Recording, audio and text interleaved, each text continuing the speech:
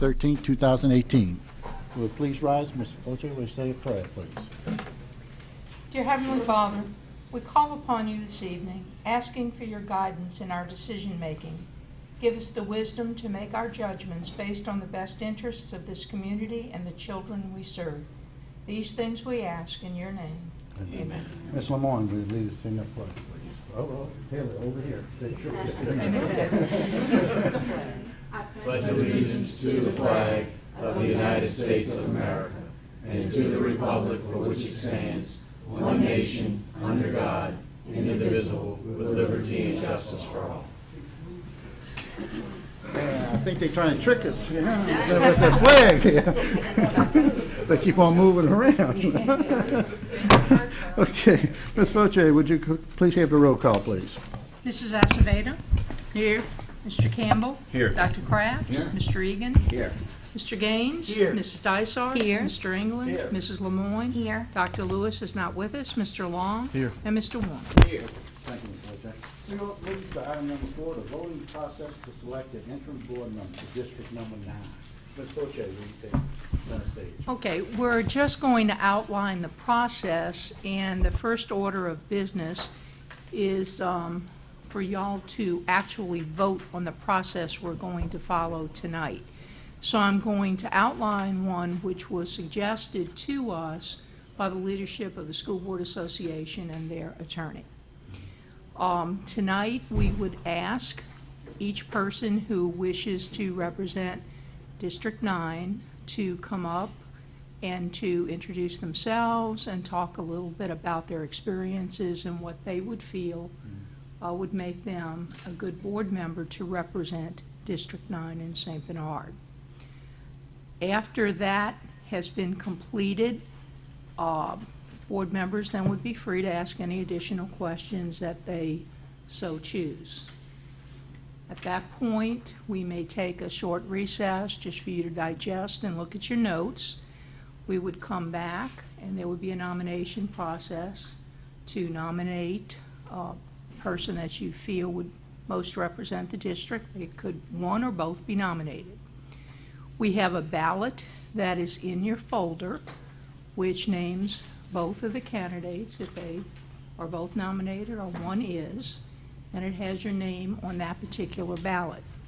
You would then vote for the person that you would choose. We would collect them, hand them to the board president, who would read off who you voted for, name you, and name the person you voted for. The reason we're doing that is because you must take a public vote for the individual, and we can either do it as a voice vote where we would go one by one around the table, or if we do it this way, everyone would vote at the same time, but then their votes would be read off, which means they would each publicly know who each board member voted for. Okay? So that is the suggested method that we have, and if you are in agreement with that, then we'd need a motion to adopt that voting method. Go ahead. Second motion by Mr. Gaines, second by Dr. Kraft. Open for discussion, Ms. Dyson. Yes, I just have one request, that any questions that are directed to the two candidates, that we would alternate one candidate, answering the question the first time, and then the other candidate, and then switch, just not to give one candidate an advantage over the other. Just if we'd alternate. For the board members. For the board members to, yes. Each board member, whatever question is posed, one and then the other, yes, and then alternate. If that question's germane. That's perfect. Question would be for Yes. both of them. The If it's que- germane, yes. both. Yes. Okay, thank you. Thank you, Ms. Dyson. And, That's it? and just Go on, thank you son. to both candidates for Right. even offering your services to the school board. Right. I'm glad to have both of you. Thanks. That's it? So we need Okay. to vote We need a on that. vote. So if there's no other questions, please cast your vote, please, on the process. Motion passes 10-0. Okay, thank you, board members. Okay, so we move on to number 5, selection of School Board District Number 9 interim board member.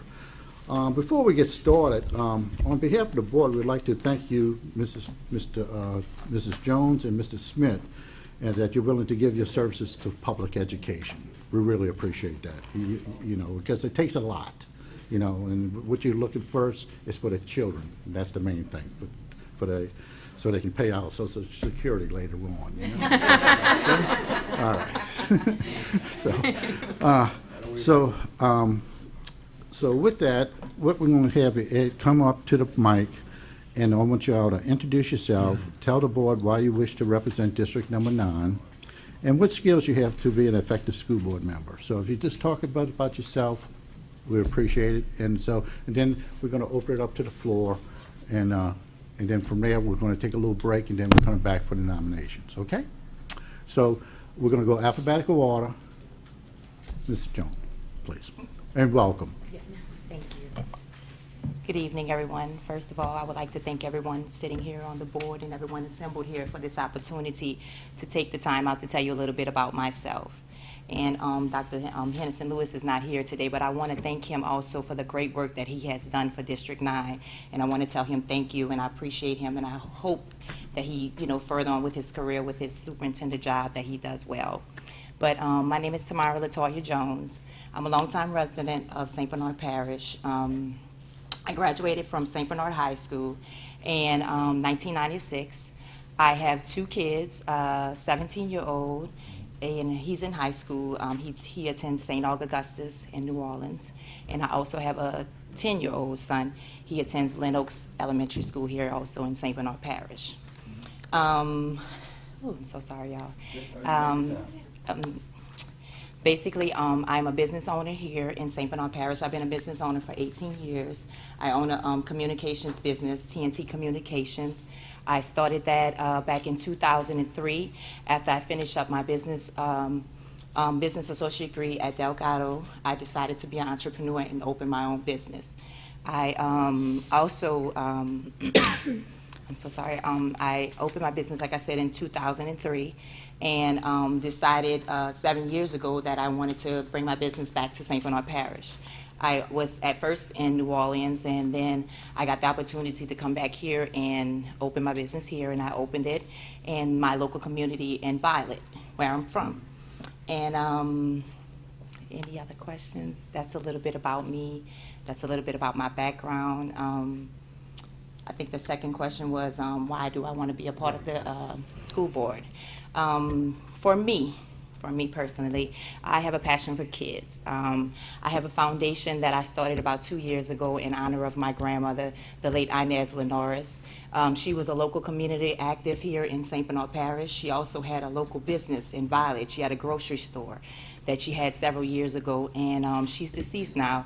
But my passion has always been for kids. Her passion was for helping people, and as a young lady, she always made me come and go in different places and help her out with different community reach out functions, programs, and everything. So when I started my program, my foundation 2 years ago, it was all about the kids. You know, I wanted to make sure that, you know, I kept my passion for the kids. And like I said, I had a program that I did about 2 years ago. I did a back-to-school program where me and a few other local ministers from my community, we did a back-to-school thing where we gave away hot dogs, and we had snowballs, and we talked to the kids about, you know, getting prepared to go back to school, and also, you know, how important it is to listen to your parents, and how important it is to listen to your teachers, and how important it is about your hygienes and all these different things that was going on in the community and the school.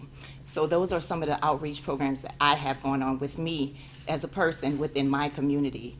And I'm just passionate about kids. You know, the kids are our future, and I truly believe if we do not do anything about it, and if we do not help the kids, then they're going to go to stray. So I'm just asking that you all just take the time out to think about me. I'm so sorry, I'm so nervous, y'all. I'm normally not nervous, but it's okay, just you know, take when your you time. haven't done something in a long time, sometimes it can get to you. And but I just really thank you all for taking the time out to listen to me. And again, if there's any other questions that anybody want to ask me, I'll be feel free to answer. We want to let Mr. Okay. Smith. Okay, thank you very much. Okay, thank you so much. Okay. Mr. Sheldon Smith, welcome, sir. Hi, my name's Shelton Smith. I'm married to Rayshawn Smith. I have 3 boys. I have a set of twins that's 2, and I also have a 1-year-old.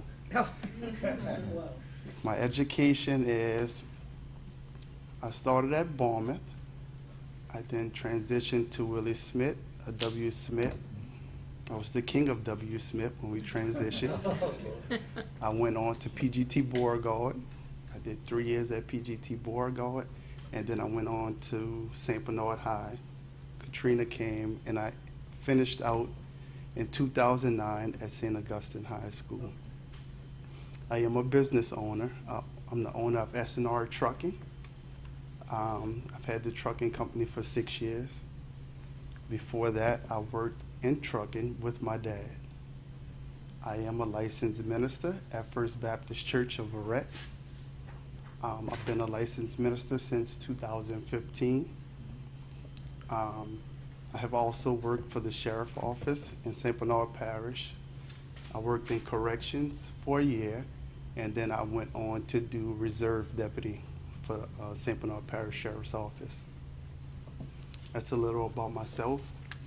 I think the reason I should be considered for the District 9 seat, I do want to make known that I won't run for the seat after this term is finished in December.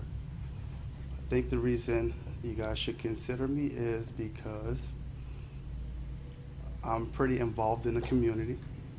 A lot of the younger kids, especially in District 9, know me. So I think I can be transparent between the board and some of the kids, even some of the parents and the school board. Other reasons I think I should be considered, I deal with kids a lot. At the church, I'm the youth minister, so I deal with at-risk juveniles. I just deal with all type of juveniles, so I believe that I can do a good job of, like I say, being transparent between the school board and the kids and also the parents. Another reason I think I should be considered with all the things that are going on in the United States, even with the shooting that happened in Florida, I think my law enforcement experience can be a good thing for the school board as well. So I think that's another reason that I would hope that you guys consider me. So that's all I have. Thank you. Okay, now, board members, any questions? Look, when we ask the questions, you will have to answer for both. Who was it? Mr. Long? Okay, I'll start out. Let's see, seemed like they answered a couple of my questions in their presentations, but, okay, Ms. Jones, since you are up first. I'm sorry. That's okay. I'm concerned, should you get the appointment, would this interfere with your business? No, I'm very open. My time is very open. By being a business owner, I do have someone that works for me, so my time is available. Okay. Yes, that won't be a problem. Okay, and you told us about your family, which is nice. Should you get the appointment, there's a possibility you may qualify in July and run in the November elections that's coming up? Possibly we'll think about it, yes. Okay. Definitely. Okay. Okay, thank you. Okay. Anyone else? Dr. Kraft? Wait, let Mr. Smith. I'm sorry. Oh, yeah. I'm sorry. Sorry. Okay. Okay. No, Mr. Smith. Okay. I'm sorry.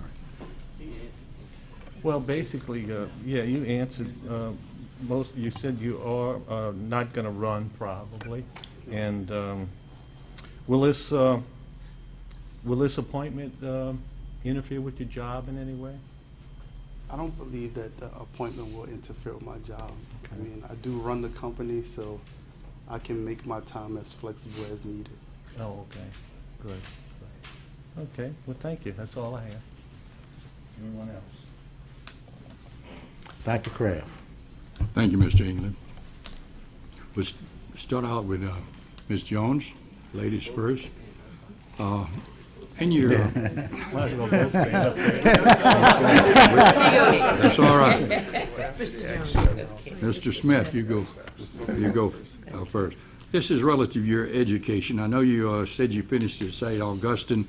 You had a experience at PGT, Beauregard, and other schools in the parish prior to that. Did you do any post-secondary work after St. Augustine there? I did. Yeah. I went on to do 2 semesters at Southern University at New Orleans, and I also did 4 semesters at Christian Bible College Seminary. Oh, seminary, okay. Yeah, I thought that with all the things you were involved with, that you had to have some post-secondary experience there. So thank you for that. That's relative to your education. And then Ms. Jones, you'll be next.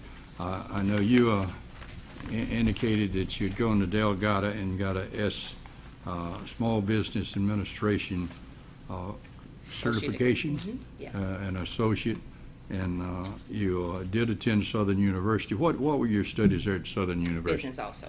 Business Business and also, marketing, so yes. Everything's in business and Yes. marketing, and so that would clarify that, and that's what I needed to know on that. Can I go to another question? Yes, sir, you can go. Okay. In the business that you have, back to Mr. Smith,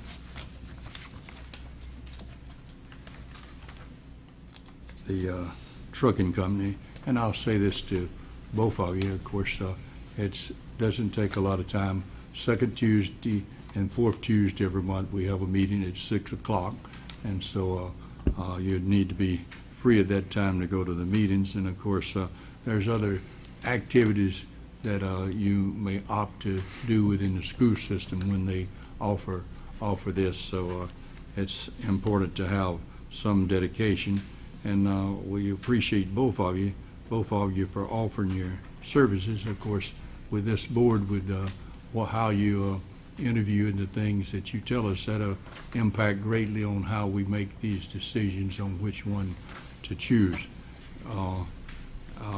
And just going from one to the other, you can you share why you would not run for re-election if you were? This would be service from now through December the 31st of 2018. And of course, Absolutely. So the reason why I won't run for the District 9 seat at the end of this year is because I'll soon be building, and I won't be in District 9. so you'll be moving from I'll be district. moving. I'll be Okay. moving, actually I'll be moving to District 10. I'll be going down a little bit further in St. Bernard Parish, but I won't be leaving my parish. Okay, you'll still be in the parish. Absolutely. All righty. So, Ms. Jones, looking at your business experience, you have to communicate quite well being a sales representative, right? Yes. And with the business background at Southern and also Delgado there, you can handle all those things that business people need to handle. You do your own taxes? No, no, sir, I don't. You need somebody. Smart move. No. All right. So, again, with Sprint and TNT Communications, can you just give us a thumbnail sketch of what that involves there? Oh, yeah, basically what it is I'm franchise. It's like franchise business. Sprint PCS, the cell phone provider. I'm basically in franchise business with them, and I provide services. I provide phones. I provide my personal opinions about the service and the phones to customers. So basically, it's customer service based in sales and management. All right. Thank you both. Appreciate it. Thank you so much. Is it Dr. Kraft? That's it. Okay. Ms. Dysart? Okay. To each of you, I would like to ask, what do you think your most important responsibility and role would be being a representative on the school board? Most importantly, I think my responsibility would be the kids and the children of St. Bernard Parish and their safety. So I would be pretty big on the kids' safety, especially at a time such as this. For me, my biggest thing is my word. If I give you my word, then I give you everything. My parents raised me to understand that if you give someone your word, then you must do what you say. And then my second thing would be the kids, because they are our future. So my thing is my word, and then the kids. Okay. Yes. And as Dr. Kraft explained, of course, we have meetings, you know, every month, committee meetings, regular meetings, special meetings. But more importantly, you're on call 24/7 when there's, you know, you get a phone call from a parent or a teacher, you know, with a problem. How would you respond, or how do you think you would respond if there's a problem in a situation, an individual situation with a child or a parent? How would you address that problem? Or how do you think you would address it, Ms. Jones? For me, first I would hear them out and listen to what they have to say. I wouldn't pass any opinions. I wouldn't give any, you know, well, this is what I should do. I would basically just hear them out, hear what they have to say. After I hear them out, I will let them know that I will go to my higher up command. I will go and speak to them about the situation. And then after I speak to them about the situation, then I will get back with them to let them know what we're going to do to take care of the situation. So that's what made me first. For me, that's what I would do. Okay. Thank you. Thank you. And likewise for me, I would hear the person out, whether it be the parent or the teacher, and I would get back with the board, and hopefully we can come to a decision collectively and give me some good advice that I'll be able to go back and tell to either the parent or the teacher. Okay. Thank you. That's it, Ms. Dyson? Anyone Well, else? I did have Oh, one I'm more sorry. question. Go ahead. And of course, you'd be representing your district, but when you'd be voting, would you also be considering the parish as a whole in the entire school system? Yes, I would definitely be considering that because I am a part of the DPAC here in St. Bernard Parish. I sit as the treasurer The on what the PAC? board. The DPAC, the Democratical Board here Okay. in St. Bernard Parish. I sit as the Eastern Lodge of St. Bernard, and I sit on the board. I'm the treasurer. So voting, that's my thing. I believe in voting. I believe in, this year we're trying to start a program right now with the seniors this year to try to get them involved in voting, to make them understand how important it is to vote, because without your voice there is none.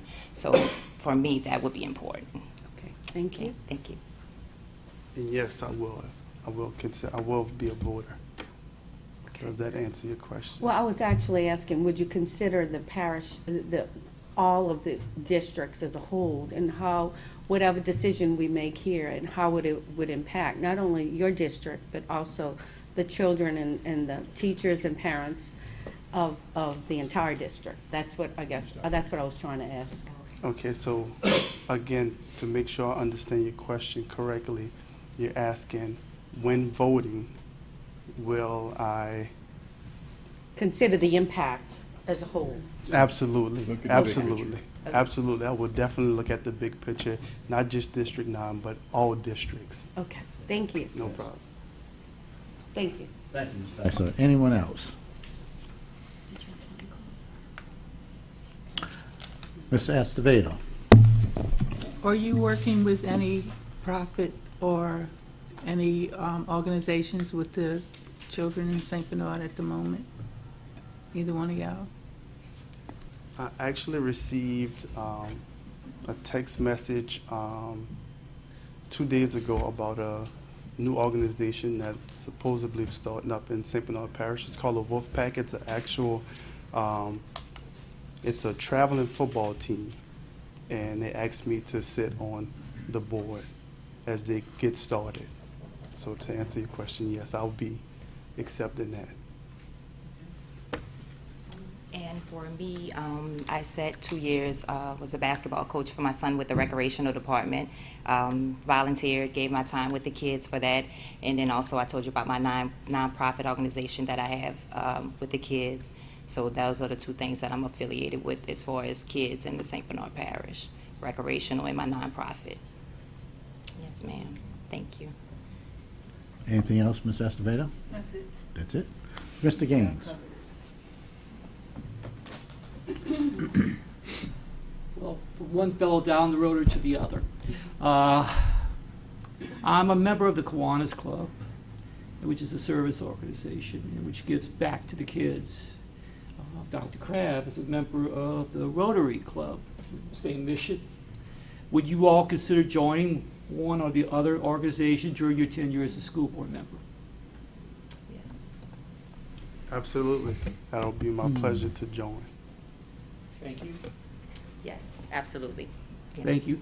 Hey, Dr. Crabb, don't fuss at me for recruiting. Well, you know they're going to join the Rotary. I mean, you just lifted up Kiwanis and Rotary.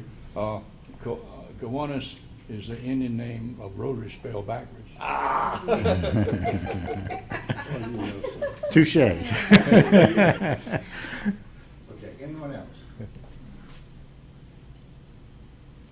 Since there's no other questions, what we're going to do is take a 5-minute recess to digest what y'all have given us, and then we're going to explore nominations. Okay? Thank you. Thank you. Thank you. Thank you.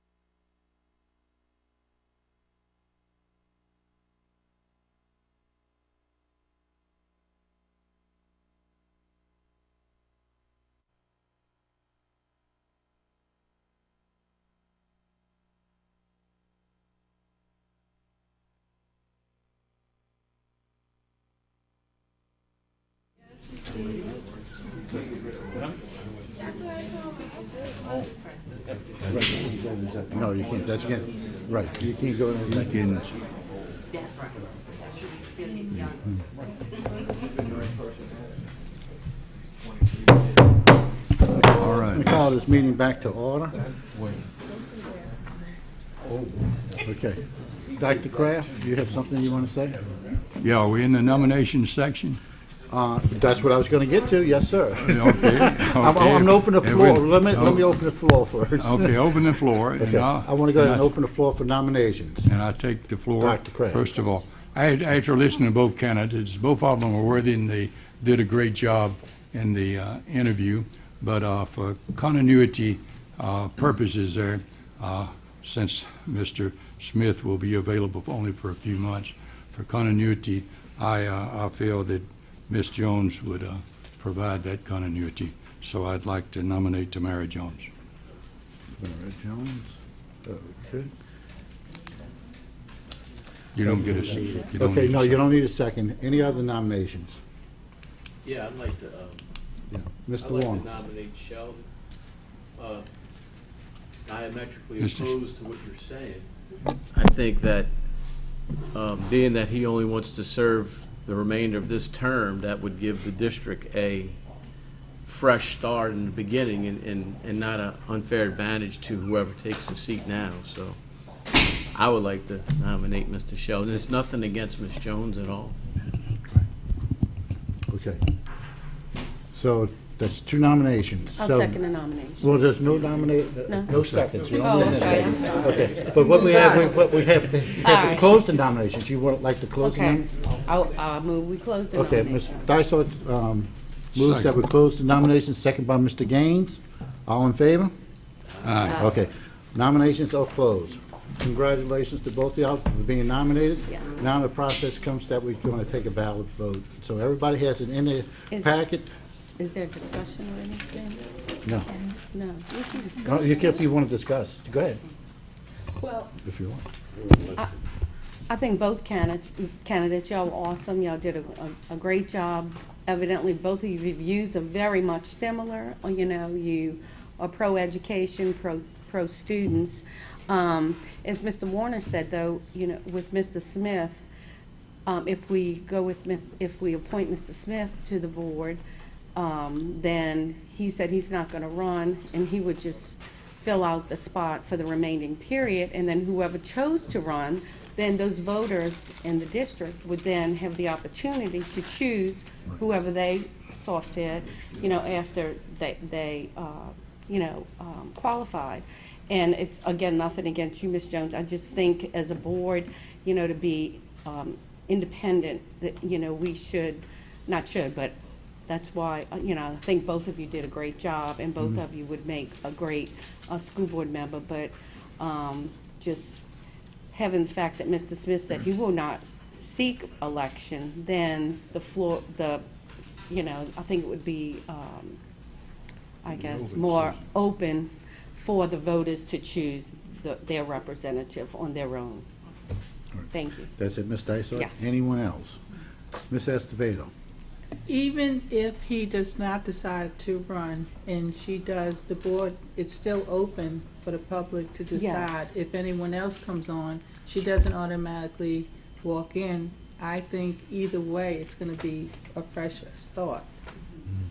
So that's my opinion. Okay. Anyone else? Mr. Long? Just a comment. I tend to agree with Ms. Dysart that both of these candidates are very, very good candidates, and either one of them that gets the appointment will serve District 9 in a good fashion. I think either one of them would be great for the district. So basically, that's all I had to say. Thank you. All right. Anyone else? Mr. Egan? Just one thing. Maybe I've done something that y'all hadn't do. I did the same thing that these two people did because to fill in a spot. And I can tell y'all, this is one of the most difficult things I've had on a board. As everybody has said, that y'all are two fantastic candidates, really. And it's not easy to pick right now and choose, because I do feel that both of y'all would be a benefit to us. And I sat right where y'all are sitting now, and I've been through this. It's not easy, because you don't know what we're going to ask. And, and when I say what we're going to ask, you're going to be truthful. But sometimes when they pop a question on you, sit there and you scratch your head. So I want to thank y'all for taking this opportunity to care for the children of the parish of St. Bernard. And I do feel that both of y'all, but unfortunately, I have that burden, as we all do, to pick one. But y'all both would have been great candidates, and y'all were. Thank you. Thank you. Anyone else? Ms. Dysart again. Just to reiterate what Mr. Egan said, it's very difficult, to just choose, for the voters of District 9. And, that's why I just, to not be biased, for the upcoming election, that's why, y'all are both so good, but just that little edge, it's kind of like, okay, well, we wouldn't be biased in choosing Mr. Smith over Ms. Jones, and please, it is a difficult decision. And, I think, again, it's going to be up to the voters at election time, too. Right. So, thank you. And thank you so much for offering yourselves, both of you, for your time and your energies. We appreciate it. Right. Anyone else? Okay. First of all, I wish we had 2 seats. Both y'all could be sitting on the board, because y'all be more than qualified to sit on this board. I'll give you that. But again, like I said in the beginning, I want to thank you for your services for public education. That's what it's all about. Okay? So at this time, we'll put each board member mark their ballot, and Ms. Benezak will pick them up, and then I'll read them off.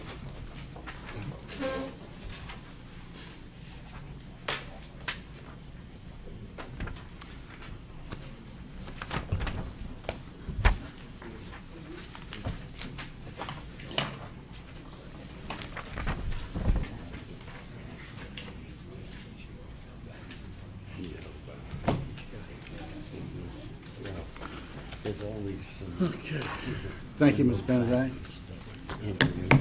Okay, Ms. Foche, will you please take the count, please, because this is a rule, this is by state, this is by law, that we have to have the person that was elected on his ballot, plus the board members who signed it, please.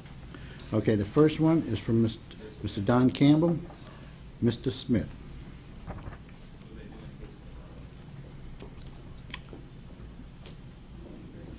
Mr. Warner, Mr. Smith. Mr. Long, Ms. Jones. Ms. Lemoyne, Mr. Smith. Cliff England, Mr. Smith. Dinah Dysart, Mr. Smith. I think this is Carl Gaines, I'm sorry, Mr. Gaines, you got a fancy hand right there. Okay, I'm sorry, it's at the top, okay. Mr. Smith. Okay. Mr. Egan, Mr. Smith. Dr. Hugh Craft, Ms. Jones. And Ms. Estevedo, Ms. Jones.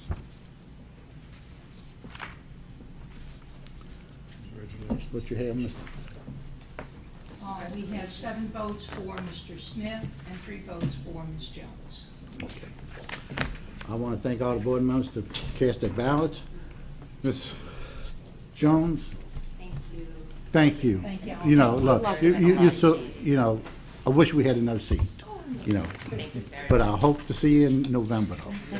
Okay, right, that's a promise. And Mr. Smith, sir, congratulations from the board. Right. Now, Mr. Smith, what you have to do now, okay, you have to go through a process where you have to be sworn in. Now, at the next meeting is on the 27th of March. Okay, so if you want, if you like, you can be sworn in at that time.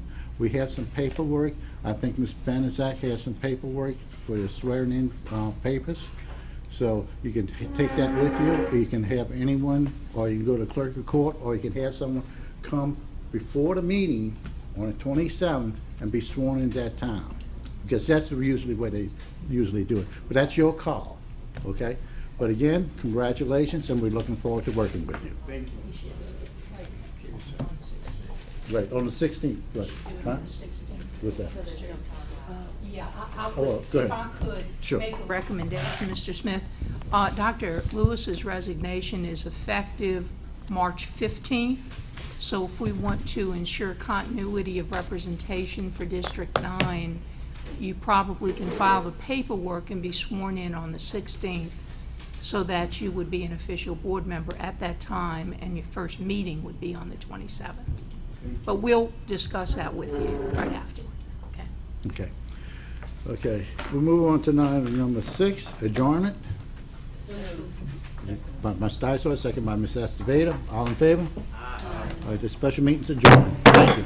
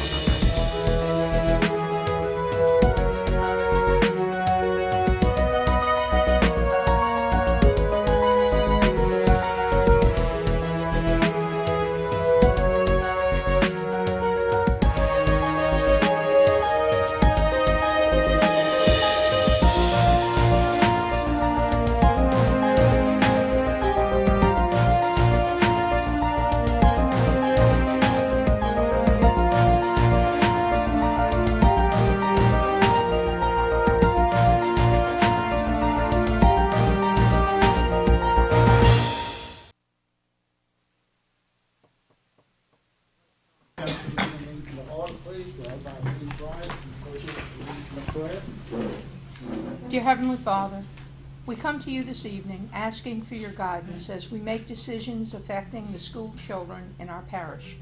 As our students enter into the testing season, we ask a special blessing for every child, granting them the calmness and patience to do their best. We know our teachers have prepared them well, and we ask that you bless them for their hard work.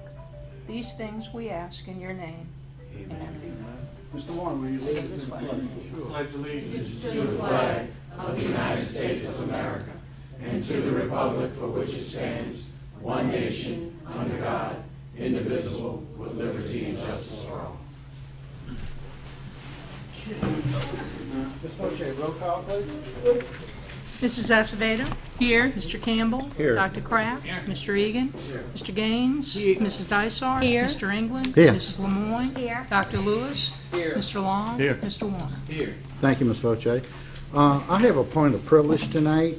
Tonight is Dr. Lewis' final meeting serving as District Board Member number 9. So on behalf of the board, we'd like to thank him for his services and we wish him well on his continual path in public education. But we have a little going away gift for you. We have a little plaque for you, and I would just like to let him read it out to you. Presented to Dr. Henderson Lewis Jr. in tribute to his dedicated service to the children of St. Bernard Parish as a member of the St. Bernard Parish School Board 2007 to 2018 by the members of the St. Bernard Parish School Board, March 15, 2018. Sir, you well deserved.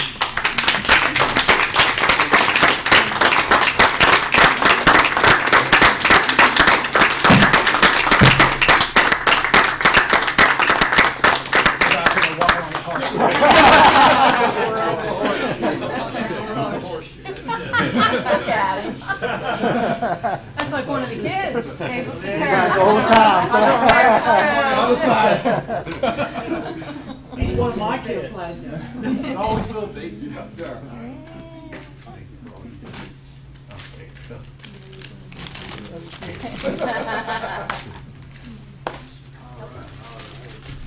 If I may. Yes, you have the floor, Doc.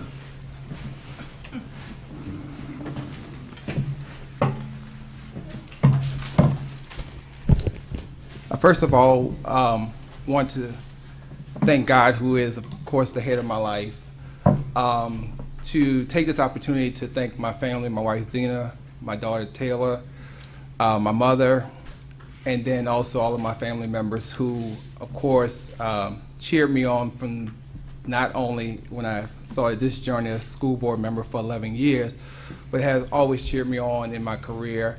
Even as I look in the room here today, and Mr. Gaines just mentioned about, being my teacher, Mr. Campbell.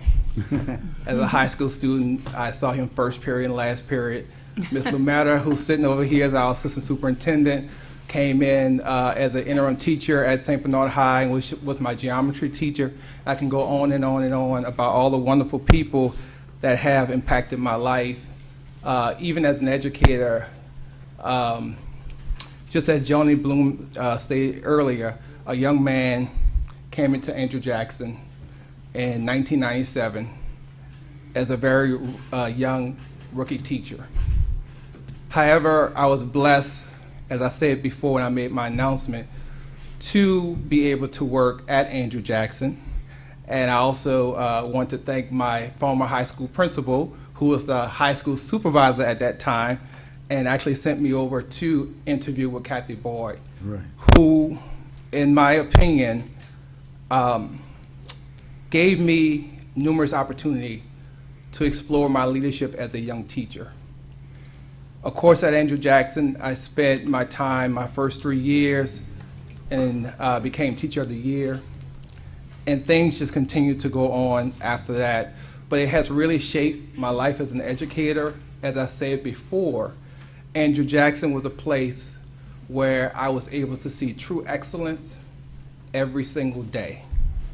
We know the ladies who ran Andrew Jackson, they ran a tight ship. Right. And it was the best way for a young educator to come into the field. Of course, our parish has always been a great parish. I received my education here, and we have great schools here. But I was really fortunate to have that opportunity at Andrew Jackson. And then even as I think of my transition in 2004 from Andrew Jackson to the central office, my first supervisor was Gail Hunter, and changes were happening. And so before you know it, Tommy Powell became my supervisor, and I know he's here today. And I'm very grateful for his leadership. And I can remember as a young curriculum coordinator working under Mr. Powell, one thing that he shared with me that I've taken ever since then, and he talked to me about being a good listener. And I can remember in the very beginning, and he said, use more of this and less of this. Mm-hmm. And as I look at my career now, which is over 20 years, people say to me that Henderson, Dr. Lewis, or whatever they may call me, he's a great listener. And so I'm very grateful that all of the individuals that I actually had the opportunity to learn from has actually shaped my life to be the superintendent of New Orleans. Now, of course, I cannot stop without talking about Ms. Voce, who has served as a great mentor to me as I transitioned from being a principal to a superintendent of a small rural district. I can remember even interviewing for, or preparing to interview for the job, and I called her and I said, hey, I know before you became the superintendent and the assistant superintendent and all those things there, you're working in finance. I want to make sure that as I interview for this job, I am able to talk about and truly understand, as from a superintendent standpoint, about finances in the district. And the list goes on about how she has been here for me as a very young superintendent.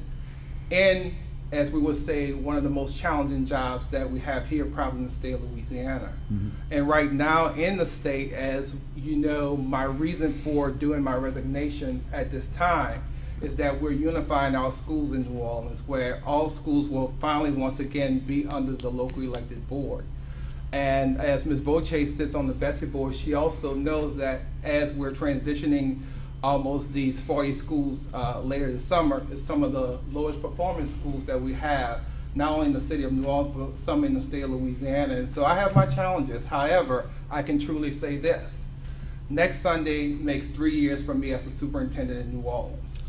And we have accomplished things that I believe no one thought that we would accomplish. And so I'm very optimistic about the future for the students of New Orleans because of what we've been able to accomplish over the last 3 years, and looking forward to it. But again, as I continue to talk about my foundation of St. Bernard Parish and what it has done for me in my professional career, I know that I'll be able to stand the test no matter what because I have a solid foundation, and I'm very thankful for that.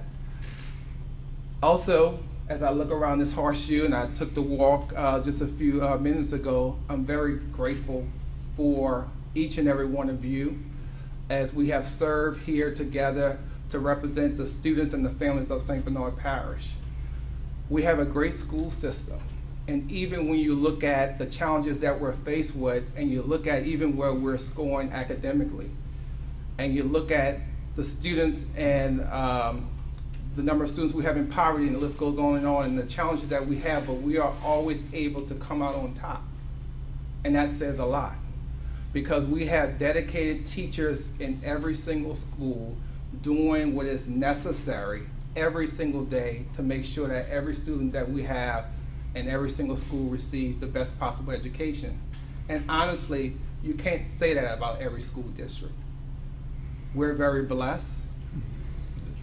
We're truly blessed because I've seen many districts, and of course I've been in 2 different districts as well, but here we're very blessed for the students that we have, the families, as well as the educators who come here every single day, many times making less than surrounding districts, even though we've done a fabulous job at bringing that up to speed as well. So again, I'm very grateful for my 11 years and 3 months on the school board, but also as you all as board members continue to go through this school year and prepare for the upcoming school year.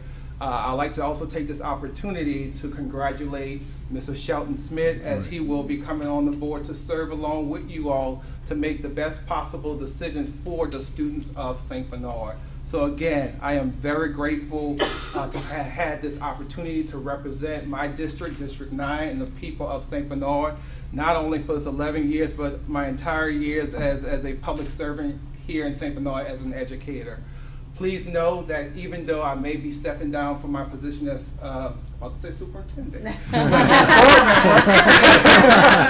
please know that St. Bernard is home for me. And St. Bernard will always be home for me, and I will still remain a part of this community and still remain a very integral part of making sure that we continue to move this school system forward for the students and the families of St. Bernard. So again, thank you so much for the kind words that you've shared since I made this announcement, and thank you for your support of me. Because many of you were on the board even when I was a student. So I thank you. So I thank you all for just the commitment to the students and families of St. Bernard. Thank you so much.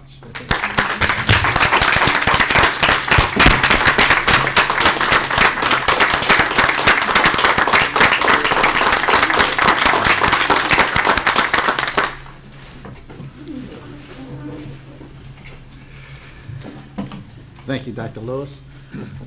We have another point of privilege. Point of privilege, Mr. England. Dr. Kraft, you have the Could floor. I just say Oh, I'm something sorry. before we go on? I mean, I know, and I don't necessarily want to start a chain again, and I know we said a lot to Dr. Lewis when he announced his resignation, but I can't let the moment pass without just reinforcing that. You know, the young man who sits here, who has served with each and every one of you and has this leadership role in Orleans Parish, is probably one of the finest products we've ever produced in the St. Bernard Parish Public Schools. We could spot that really early on when he was at St. Bernard High, then worked when he was in college as a mentor through programs with the old JTPA, and then became an educator, came back to teach with us, and rapidly rose through the ranks in many positions within our school system. And when Hurricane Katrina hit us and we lost so many of our people and so many of our finest educators, it was really sad to see, you know, Henderson or Dr. Lewis, you know, leave us to look at opportunities elsewhere because we just did not have them here. But in hindsight, when we look back at that, it was probably, you know, fate, the best thing, not only for him and his family, but also for the students in Orleans Parish, and now as well as the students here in St. Bernard Parish. Now, he's homegrown, he lives here, his wife works with us, his daughter goes to school with us. He is a part of us, he's a part of our school system, he's a part of our community, and he always will be. So without getting any mushier than that or going any deeper into it, you know, we know that he's going to be extremely successful in the unification of the Orleans Parish schools, and he's going to bring to them, I think we can say somewhat selfishly, a lot of the principles and a lot of the values that he learned here in St. Bernard Parish through our school systems and through his relationship with many of our, as he told us, many of our teachers and administrators and board members. So while we wish him well, you know, he's still here, he's not going anywhere. And I know that he and I will work very closely together as we do in our roles as superintendent, and as much as he learns from me, I learn from him as well. And I view him as an equal colleague, and am very, very happy for him and for his very, very bright future. So, thank you, Henderson. Okay, anyone else? Sis? Sorry. Just to say we'll miss you, Dr. Lewis, and we thank you for all of your friendship and all of your service, and you've been a true professional on the board. Thank you so much. Thank you. Definitely so. And good luck. Thank you. Mr. Long. Briefly, I know a lot was said at the last meeting, a couple of meetings ago, but just want to let you know that, like, you consider St. Bernard home and us family, right back at you. We hope you stay involved in the community and come back and see us sometime. Thank you. Thank you. Thank you. Anyone else? Good luck, sir. Thank you. Okay. Dr. Kraft, you have the floor. I've got it. Thank you, Mr. England. Before I go into this, Dr. Lewis, I remember as president of the school board back there when you came on, I asked you to serve as chairman of the education committee, and he graciously accepted, and he was in the right place at the right time because that made a world of difference. But it gives me great pleasure now to bring a big check for $9,500 for the students of St. Bernard, for the schools to buy some supplies for these students that will make them enhancement in their learning environment. And on behalf of the entire LSBA board, the executive director, the assistant director, Mr. Richard and Dr. Pope, and on behalf of one of our members of the board there, Ms. Lemoyne, she serves well on the State School Boards Association. The School Board Association several years ago established a foundation, and that raised funds for $345,000 for schools across Louisiana that needed this money. So that was presented at the last annual meeting in February and early March this year. So this $9,500 is a part of that $345,000. So Superintendent Voce, do you want to accept it, or do you want your finance man? Why don't we give him that honor? Yeah, come on up, finance man. Yeah. Mr. Fernandez, now, you can do more with less, $9,500 if you spend it wisely. No telling how many good students it will serve. So we appreciate the work that you're doing in finance. Going way back in the 8th grade math, he got his start with me. I learned a lot from him.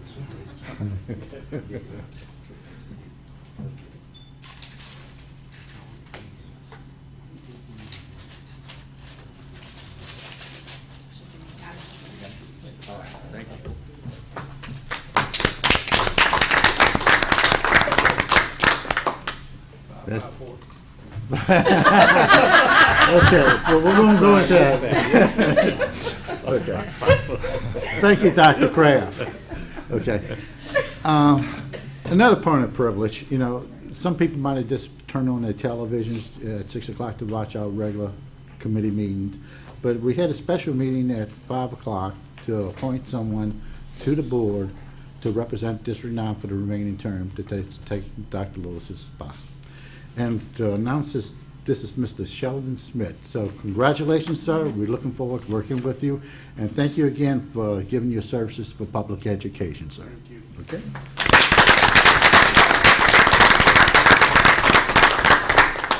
you. Okay. Okay. Ms. Alex Snyder, Super News on item number 4. Good evening. Good evening. We will be looking at document 4 tonight in your folders. It has obviously been a busy evening of good news even tonight, and it was an even busier month. So for this evening's communications report, we're going to start by taking a look at press. I'll go through this fairly quickly. Front page is just a couple of highlights of different articles featured in our local newspapers from St. Bernard Voice, the News, and the Post. If you flip the page, you will see a list of our 11 press releases that went out since the last time I saw you, one of which, our Special Olympics, was picked up by Channel 6 WDSU Friday night, which was such a great opportunity for both our students and our staff who work hard to make that event happen, really be featured on a larger forum than just here in St. Bernard Parish, which was fantastic. Below that, you will see our Facebook analytics summary that I give you each month, just highlighting some of our most popular posts had to do with school security, as well as the announcement of our academic games national teams. On the final page, on page 3, you will see the statistics for our district website, and notice that over 113,000 visits happened this month on our district webpage. While February was a very busy month, March will be equally as busy. Glitter and Gloves opens this weekend. It is 15th, 16th, and 17th. That is Chalmette High School Voices annual program. Tickets can be purchased at the Chalmette High School webpage or on Facebook. The LMEA competition is next week for our Chalmette High School Owls Band. That will be at the Chalmette High Cultural Arts Center. That schedule has not been made public yet, but it is open to the public. If people would like to go support our CHS band members, that will be next week, and you'll find that schedule again on the CHS website. Our final planetarium public showing will be on March 21st, and that will be Super Volcanoes, which is for children 8 and above and adults who have not had an opportunity to see that. They can check that out at the planetarium at the MoMA Center. And finally, our Lions Club Golf Tournament is April 7th. If you are interested in supporting that event or participating in the golf club, you can find information about that at our district website. So that will be it for our communications report. And without further ado, I'm going to hand it off to the men of Penn in the back. And now from the desk of the superintendent's office, it's time for Super News. Hi, I'm Alex Schneider. And I'm Barry Lemoyne, and welcome to this edition of Super News, where we're broadcasting from the theater at the Chalmette High School Cultural Arts Center. And we'll kick things off with a quick trip to Baton Rouge as our school board members attended the 80th Annual Louisiana School Board Associations Conference. We are gathering for our 80th annual conference. Each year we come together as school board members and superintendents from around the state of Louisiana to receive professional development on hot topics and issues that are important to all school board members and to the overall success of our K-12 students in Louisiana. Special congratulations go out to 2 of our board members who were elected to statewide leadership positions for the association. Dr. Hugh Kraft, who will serve as president of the association, and Catherine Lemoyne, who was elected to represent District 1, a 12-parish region. Budgetary constraints, and when we have this, if the unfunded mandates that the states sometimes put on us, and also the federal Congress puts on us, and they expect us to jump through hoops without the funding to perform these tasks. So it's important that we have the proper funding to do these things. And as we keep raising the stakes and raising the measures for accountability, it's necessary for us to go back to the drawing board and look at what is the actual cost of educating a child in Louisiana and funding that MFP to the highest percent. Lectures, workshops, meetings, and the swearing-in ceremony at the President's Dinner were just some of the non-stop activity taking place at this year's conference. Chalmette High School senior Tommy Hall was also the recipient of some really big news. Let's listen and find out now. Recently, I was offered admission to the West Point class of 2022. That means that on July 1st, I will have to report to the United States Military Academy in New York, about 30 miles north of New York City, for beast training. I will be admitted into the cadet class of 2022 for West Point, and if I make it through beast training, which is basic military training for cadets, then I will be officially a part of West Point's cadet cadre. And I figured out that military service would best suit my needs and the needs of people inside of my country. It suits my skill set, and I figured no better way to serve than to serve through my country in the United States Army. An outstanding scholar and student leader, Hall is excited about the new opportunities and new surroundings, and we wish him well. Another owl is also making big news. For the 4th consecutive year, Chalmette High School is the home of a National Merit Scholarship finalist, Megan St. Angelo. The National Merit Scholarship is based on the SAT. As a junior, you take the PSAT, and if you score high enough, you move on to be a semifinalist. If you score high enough on the SAT, you move on to be a finalist and get a chance to win a scholarship. I'd like to thank all of my friends and family for all of the support, but I have to go. Glitter and Gloves is waiting. Congratulations, Megan. And now we'll go from special achievements to the Special Olympics. This year, 136 Olympians participated on this day, which celebrates our students with special needs by giving them the opportunity to compete in track and field events. The morning began with a parade welcoming the Olympians to Bobby Nuss Stadium as our board members and students proudly carried the Special Olympics banner. Olympians and buddies from each school were also supported by members of the St. Bernard Parish Sheriff's Department and other elected and community leaders. The Special Olympics is a wonderful opportunity for the St. Bernard Parish community to come together to celebrate all of our students. and the day would not have been possible without the dedication and hard work of our teachers and volunteers. Thanks for making this event such a special one. It's a beautiful day. We have all of our special Olympians behind us. But you know, this is truly a community event.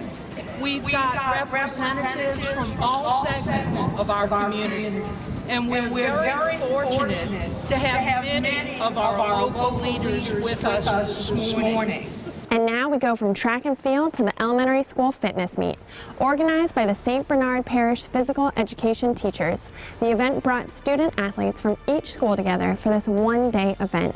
Students who participated were chosen for their work ethic and athletic ability, giving them the opportunity to see that working hard can lead to success, whether in school or on the field. The top 2 boy winners and girl winners will next compete at the state level in Baton Rouge next month. And now it's time for a pair of teacher features as presented by the members of our school board. For tonight's teacher feature, we celebrate Mrs. Sarah Felt at Davies Elementary School. Mrs. Felt makes her art class come alive and sparks curiosity and creativity in all her students. Her classroom theme this year was larger than life and had art and school supplies that were mega-sized. The students loved it. Thank you, Sarah, for making your art class inspiring. Make sure that you're dotting, okay? You don't want to slide it too much, you want to dot. Go ahead and dot. Miss Sunny Nagel is our volunteer to be featured this month. Miss Sunny began her association with Chalmette Elementary School by helping her daughter, first grade teacher Stephanie Nagel, in the classroom. She's also an official grandmother. Now that her grandchildren are in school full-time, Miss Sunny can be found at Chalmette Elementary School almost every day. Of course, we quickly learned of Miss Sunny's willingness to help and of her sunny disposition, so her volunteer work now extends to the office as well. Thank you, Miss Sunny Nagel. We appreciate all of your help. In other news, students from across our school district joined nearly 14,000 of their peers recently at the State Beta Convention, participating in a series of academic, artistic, and leadership-based competitions. This year, students did exceptionally well, with 6 schools eligible to compete at the National Convention being held this summer in Savannah, Georgia. St. Bernard Parish School District has a long tradition of excellence in Beta Club, and this extracurricular club gives students the opportunity to develop academic and leadership skills each year. Congratulations to these winners and best of luck. And now we'll check out the success at another recent competition as Chalmette High School's culinary students competed against 22 other high school schools at the Louisiana Pro Start Student Invitational in New Orleans. Supported by their mentor, Chef Anastasia Joyner from Nunez Community College, and CHS Pro Start instructor and coach Elena Hodges, the 4-member student team participated in the culinary competition, culminating in a knife skills challenge and creating a 3-course gourmet meal in 60 minutes. Hodges, a product of our St. Bernard Parish Schools and a Nunez graduate, is completing her first year with the program. She said she's proud to be recognized at such a prestigious competition and said Pro Start is one of many career and tech educational courses offered at Chalmette High School. Reaching every child is a focus of all that we do in our schools, and academic games is a great way to instill sportsmanship and teamwork into an academic setting.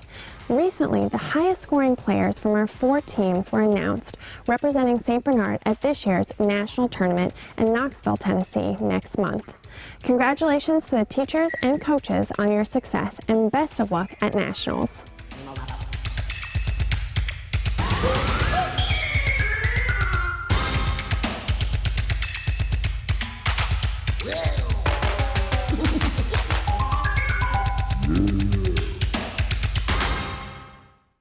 And now we'll keep things buzzing along with a quick look at the recent spelling bee. School district staff and retired teachers participated against nearly 20 other teams in the 18th annual Community Spelling Bee. Hosted by the St. Bernard Parish Rotary Club, this fun fundraiser helps with local literacy initiatives. Thanks to Annalise Cassar and Ariana Cassar-Cruz, who hosted the event, and senior Kelsey Billiard, who served as this year's bee mascot. And finally, the Lions Club Golf Tournament will be taking place on Saturday, April 7th at the Oak Harbor Golf Course in Slidell.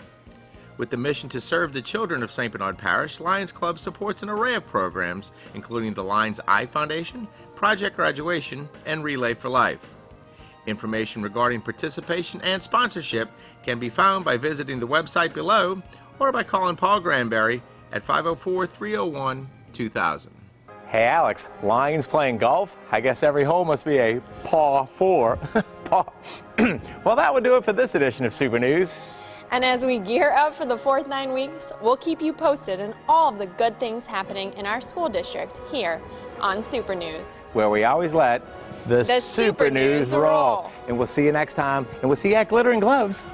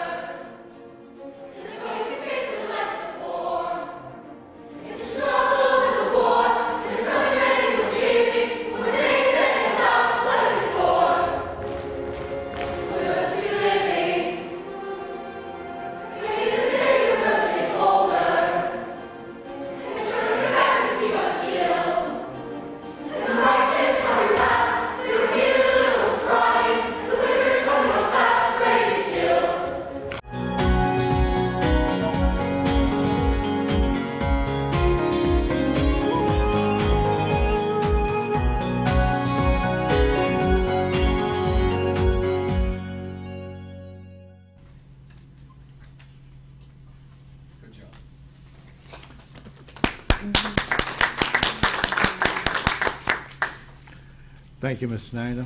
You do a fantastic job, and keep it up. Okay, we're going on to item number 5, so school security update. Ms. Foche. Okay, you know, we were all, I think, shocked and saddened by the events which occurred in Florida a few weeks ago. And even though we review our school crisis plans each year, I think this event has caused us to take a much closer look at all aspects of school security. You know, we began our school safety initiative many, many years ago in partnership with our Sheriff's Department. And I just want to say at this point that Sheriff Jimmy Pullman has just been phenomenal in working very closely with us each and every step of the way. The cooperation of his staff has been exceptional, and they've worked very closely with Tommy Powell especially, who's sitting over here, who has been our representative, as well as all of our school principals. I just want to go through kind of briefly what we've put into place over the last several years with our Sheriff's Department. You know, they have blueprints of all of our schools. They have trained in all of our school buildings by conducting the active shooter drills, so they're very, very familiar with our buildings. They've been in them, and they've done training in each and every one. They have supplied our principals with those police scanner radios so that principals can be in instant communication at any time of the day or night with them. We have the resource officers at Chalmette High School and at Raleigh Alternative School, and we're instituting periodically a presence by rotating some of them among our elementary and middle schools at different intervals. And then, of course, if there's a need for assistance at any time, they have been tremendous in their response. I mean, we're talking just minutes, and they're there when we need them. So these measures have been in place, those particular measures, for several years. And before I get into our latest initiative with the gentlemen who are with us this evening, let me kind of outline a little bit about what occurs in each of our schools each year. Each school has developed a crisis plan, which is reviewed and updated each year. Now, these plans outline what we are to do in any situation, whether it be a fire, a tornado, active shooter, any type of situation which occurs. It will detail when do we evacuate, when do we shelter in place if it's a tornado warning, when do we do a lockdown. And within each school building there are specific protocols that they go through, and the staff is in service in what these are.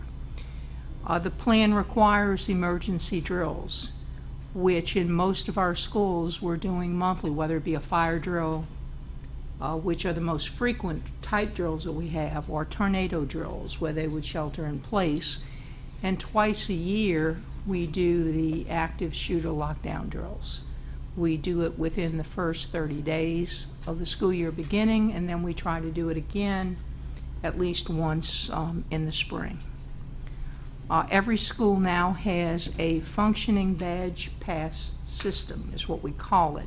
We purchased that several years ago, and some schools had used it more frequently than others, and we're mandating now that they do this. We have an updated version as of today functioning in all of our schools, and it's really a national sex offender database. So we're using it for visitors to our school as well as chaperones on our field trips. So the visitor presents a driver's license or a state ID or a passport number. It's swiped through the system. If everything checks out okay, then they're issued a badge which gives them access to walk into a certain area of the school for whatever meeting or function that they're going to, or whatever field trip that they are going on. In terms of the physical facilities, as we know, the new elementary schools which have been built are built much better for school safety. All of the exterior doors are locked. There's a single point of entry at the elementary schools. The students are instructed not to open those other back doors and exterior doors for any adult. There's signage out there that tells visitors to only enter through the front. Now, the older buildings that we have renovated, our middle schools and some parts of our high schools, present more of a challenge, because obviously when those buildings were first constructed, they were done in eras where none of this was even considered. For example, if you walk into Andrew Jackson with a beautiful senior staircase and then the office area to go through. That's a more challenging situation when we're looking at trying to get a single point of entry where visitors would go through. So Jason Dewey, who is our supervisor of buildings and grounds, and Tommy Powell and Mary Lametta and I met with each principal over the past couple of weeks, and we went through, from their point of view, somewhat of an analysis of their buildings to where they felt we had some areas that needed looking at. Things like reconfiguring front entrances or more heavy-duty locks on exterior gates, repositioning some of the inside and outside cameras, additional intercoms in certain areas of the building, better card reader systems for some of the staff as they would come in some of those locked exterior doors. So with this in mind, we are in the process of reevaluating each of the physical facilities to determine what can be done in the short term and what will take us a little bit longer to address. But probably, the most important area as we look around the country today and we look around our community and society should be a renewed focus and emphasis on the mental, social, and emotional health of our students and, by extension, their families. In today's world, our children have stresses maybe that we didn't have. When you're looking at all the social media, I can say all the state assessments and everything you can possibly imagine. And sometimes this becomes very overwhelming for our children.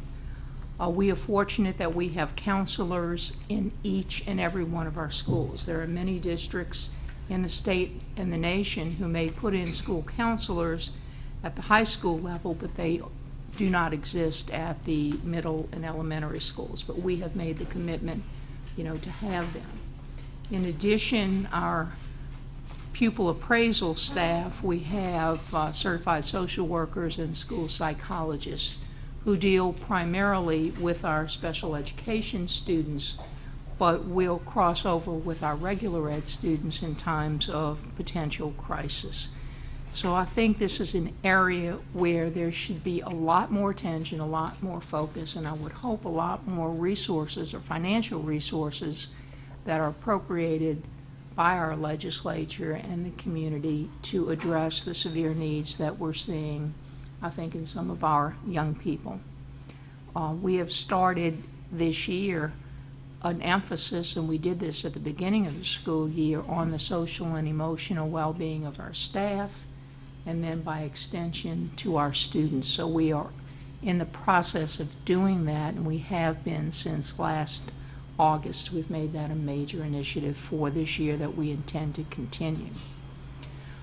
But the latest initiative that we have undertaken within the last couple of years is probably one that has put us ahead of most districts in the state.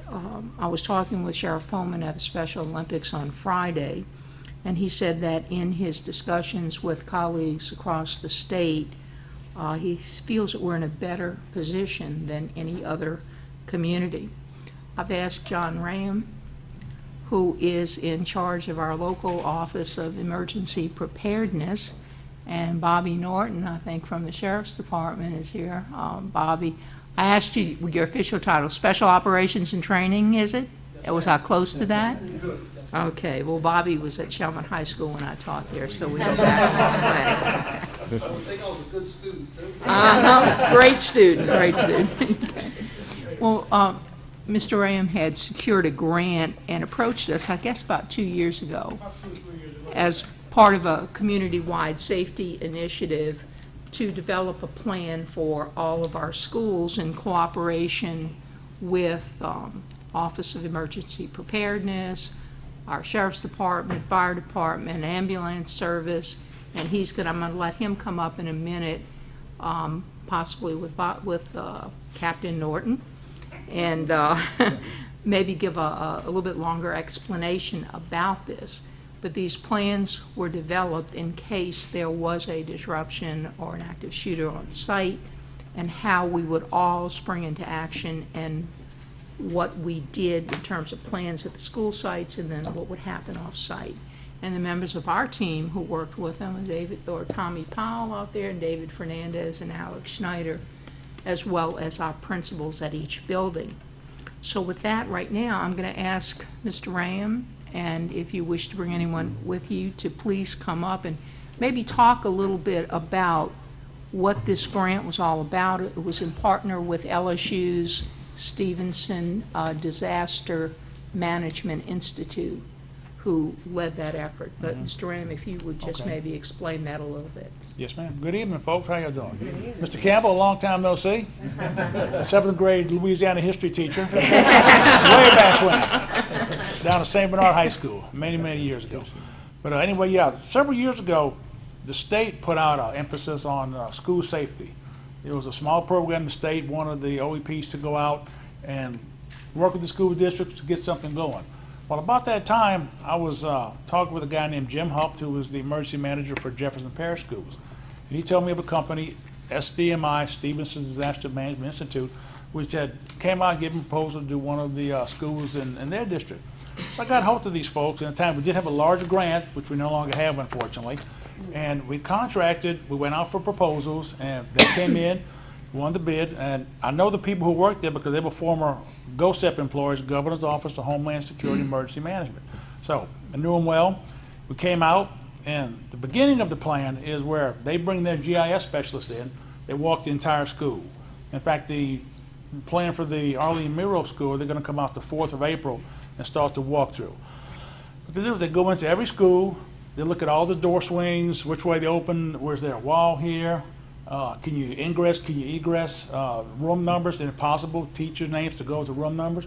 So that way, when the plans are developed, the first responders will have a point of origin. Now, these plans can be used for anything, okay? They go in there, they map them out, they make these beautiful drawings, and when we get together, we have Sheriff's Office, as Ms. Dora said, the Fire Department, the Caden Ambulance, principal, and the plant facility manager for that school, and walk through these plans. We take the aerial photograph of the area, we lay out a response area for the Sheriff's Department where they stage, fire, and EMS, and we stage them so that no one trips over each other. Law enforcement is always first on the scene, and you're not going to argue with a guy with a gun, right, Bob? They're in charge. They're in charge. So they will set up, and from there we build our staging areas for the other first responders to set up. We also have helicopter landing zones for evac of injured personnel, and of course we have to have the one for the VIPs who come in who want to be in the middle of everything, right? Now, all emergencies are local, okay? The sheriff's office is handling this. FBI will show up, the state police may show up. They are here to assist, okay? So Jimmy Pober and his bunch, they do a great job and worked with these guys for years and years, never had any problem with them. So we set all these in action. When a call comes into the sheriff's department, I'll let Bobby explain to you more about it a little bit later. But from there, the plan unfolds. I mean, it took a lot of time, a lot of effort to put these plans together, and each school was called in separately. We did, schools by themselves, called in a principal, sat down and talked to them, said, is this good for you guys? Some schools were easier than others. Then you get to Chalmette High School and a ninth grade campus, and you go to Joe Davies, who was sitting back in a corner, and Lacoste was in a corner. Where do you set up your perimeters? You have inside perimeters, outside perimeters. You have triaging inside the schools, triage outside the schools. You have to define egress routes for the students and children, teachers leaving the school. How do you get them out, depending upon where the shooter's at? You want them out of the line of fire. So the sheriff's department goes out there. They also set up their sniper spots to find a place for someone to set up, depending upon where the person or persons are inside the school. Now, unfortunately, these are all response plans. They go into action when something happens. So it sounds like y'all got a big step ahead on everything that's going on as far as securing your schools, which is good. And as Doris alluded to, I believe we're the only state in the parish that has plans for all the schools. We jumped on this early while we had the money available, got a good contractor to come in, and I think we did a good job with all this, and hopefully we'll never use these things. So, any questions on the plan development? Okay. You want to talk, Bobby? Captain Norton? Good evening. How y'all doing? For those of you that don't know me, my name is Bobby Norton, and I started in law enforcement in 1985 when I graduated high school from Chalmette in St. Bernard. I left St. Bernard in 1990 and went to New Orleans Police Department, where I stayed for 26 years. I retired as a commander of the Special Operations Division. In the late 90s, after Columbine, everything kind of changed with law enforcement's role and how they respond to an active shooter. There's really no such term. At that point in New Orleans, we didn't have an active shooter plan. So I was charged with developing and writing an active shooter plan for the New Orleans Police Department. With the plan comes training. We've all know that the best plan is really good, and unless you train on that plan, it's really hard to execute the plan. You have to train. So I trained over 3,000 officers in active shooter. We also toured schools. We got blueprints, layouts of schools. When I retired, I came here about 3 years ago, and I was given the rank of captain in charge of special operations. And we had active shooter training that was occurring all the time, but we really kind of ramped that up. What we're doing is we're training in schools, we're training in office buildings, we're training in government buildings, we're training in churches, and we've also trained at the Chalmette Cinema. The plans that you have here in St. Bernard far exceed anything that I've seen in my law enforcement career. The training that we do is a cutting edge of anything that anybody does in the state and probably in the nation. We are well trained, we are well equipped, and we have a great working relationship with all of you and all of the principals. So I can't say enough about what we do working together, and I think we're in a very good position. We have the equipment, we have the training, and we have a good collaboration together. Our plans are second to none, I can tell you that right now. If there's a problem in room 104 at Chalmette High School, we know exactly where to go and exactly how to get there. Whereas if you don't have that plan, you're trying to fumble through and find out where to go. We know exactly where to go. If an incident happens, we know exactly where we're staging. We know where our reunification point is. We know everything that we need to know. So I'm here to tell you that I think we're ahead of the curve and we're better than most. Is there any questions about anything else? Law enforcement? And just to add that a little bit too, from the law enforcement perspective and such, from the school perspective, as these plans are developed, there are also staging areas. There's an area for where our buses are going to be stationed for evacuation. There's designated areas of where parents would be stationed with our people as well. And so, the parents will be routed to a certain place. Students will be routed to a certain place. These people obviously are taking charge of the scene and setting up the perimeter and all of that. And we're doing some of the ancillary backup areas where these other people would be routed to. Along with that, we have our cameras and security, our camera systems both inside and outside of the school, and we have the capability of pulling a laptop up right by the school and punching into by VPN into the network and having visual representation immediately from the outside site or from a building anywhere in the school system itself. And we also had that capability to tie into that IP address from our mobile command post to see real-time what's happening in each school, because we were given those IP addresses to tie into the camera systems. Mr. Long? One quick question while you're on the subject of cameras, Ms. Oche, and I don't know if you can answer it or this gentleman, but in the wake of the shooting down in Florida, I heard something on the news reports about a 20-minute delay in what the police were looking at with their cameras and with the actual, what was actually going on. Are we in real time with our camera system? Yes. We're definitely in real time, and I don't know the particulars of that case, but we are definitely in real time. We have tested the system, and it works real time. We are able to view real time as it's going on. So if you identify a shooter in a certain section of the school, then you can zero in. Yes, sir. And take care of that person in real time. With the IP address and with our plan, and every one of our offices has every school plan. And in our command post, we have those plans. So if we can pinpoint where he is through a camera, we can direct the officers directly to where he is immediately. Sounds good. Sounds good. Based on what Ms. Doris, Ms. Voce presented and what you're telling me, it seems like the people at St. Bernard, the public, should be confident that we're ready for anything that may happen.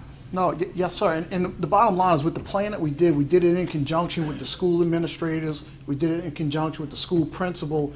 And in theory, we sat in a room, we mapped it all out, and then we went out into the field and actually looked, does this work? And we ran tabletop drills. Does this work? And it does work. So we verified that what we set in a room will actually work in a real environment. Well, I know all of us who live in St. Bernard, we know the kind of job that the St. Bernard Sheriff's Office does, and I think you guys do a great job, and God forbid that we ever have to use this at one of our schools, but I'm confident in that we can deal with any situation that might come up. Yes, sir. Thank you. Thank you, Mr. Long. Dr. Kraft? Yes, thank you, Mr. Dinkin. Captain Norton, Yes, sir. from what you indicated, our pre-preparation for this, that we're in good shape, right? Yes, sir. And we're glad to have you back in St. Bernard home from Orleans. Thank you. You'll do a great job. Thank you. Your dad was a law enforcement officer. We Yes, sir. appreciate law enforcement officers, all the things that they do. And the thing about it, God forbid that we have to go through one of these tragedies like we're in Florida, but I think that our sheriff's office and all the people involved, and with the pre-preparation, we can intercede and avoid excessive injury and even death by this pre-preparation.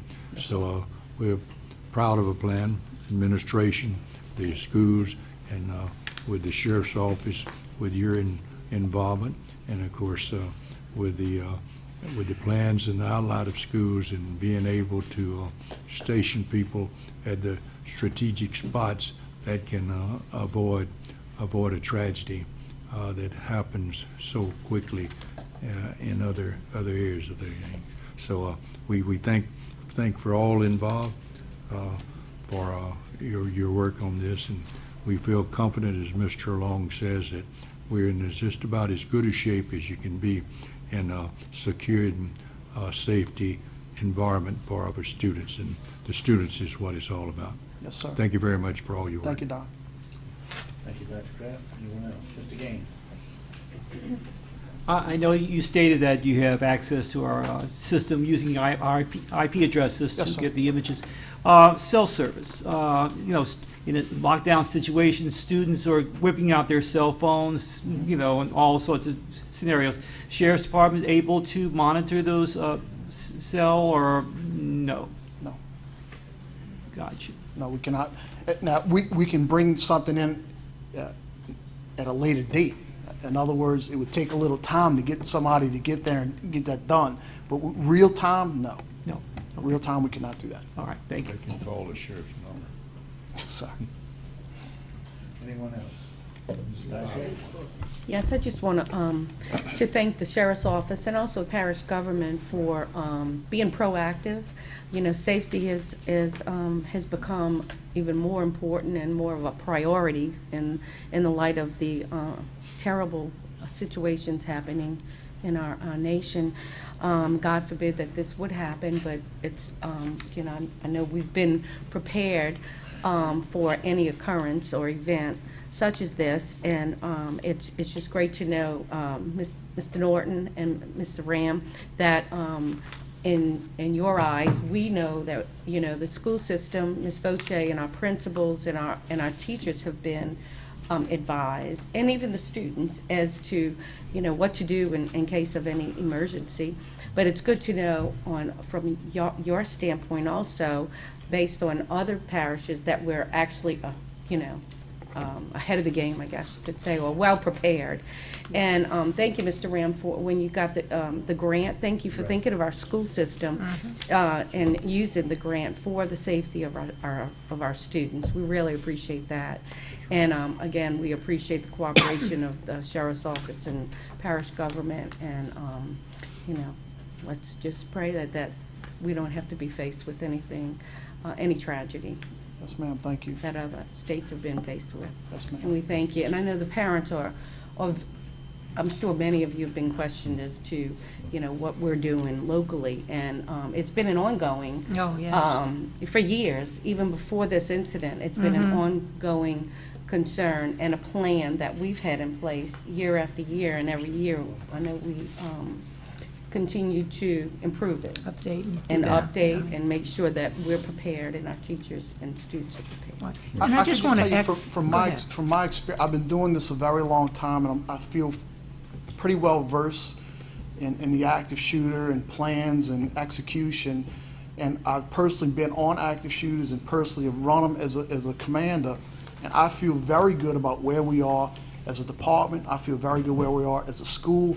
I feel very good and comfortable with everything that we're doing proactively. And I can say that without any hesitation. Thank you. And I just want to echo what you were saying. And, I'm just so impressed with Captain Norton. Because I remember him as a teenager now. I see him as a grown man. And, it's hard. No, very successful and very knowledgeable and very competent. We thank you for bringing that expertise back to us.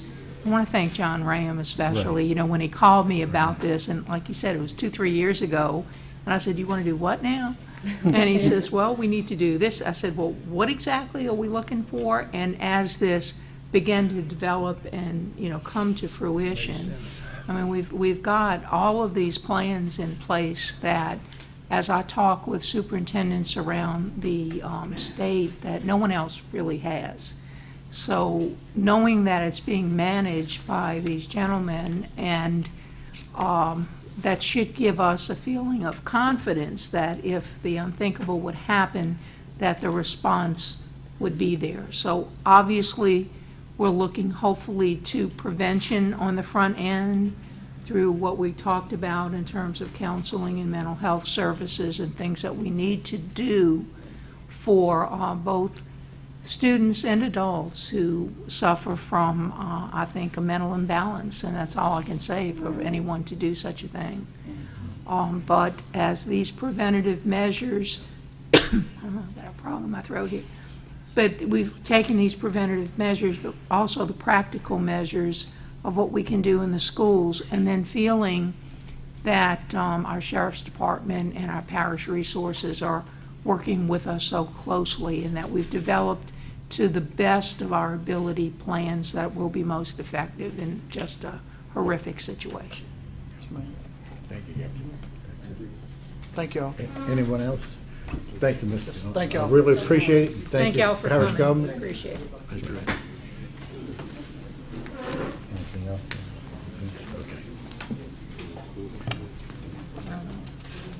Okay. Okay. Move on to item number 6. It's an education item. Ms. Lemoyne. Yes, thank you. Agenda item number 6 is the spring 2018 testing schedule, and we have Ms. Lametta with us. Hi, good evening.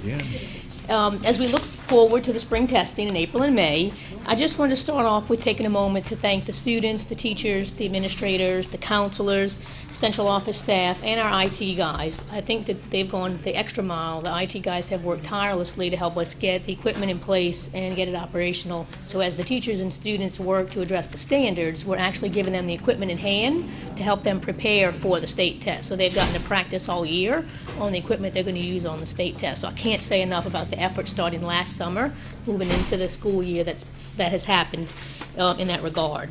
In addition, as our students take the test, students in grades 5 through 12 will be on computer-based tests. Students in grades 3 and 4 will take paper-based tests.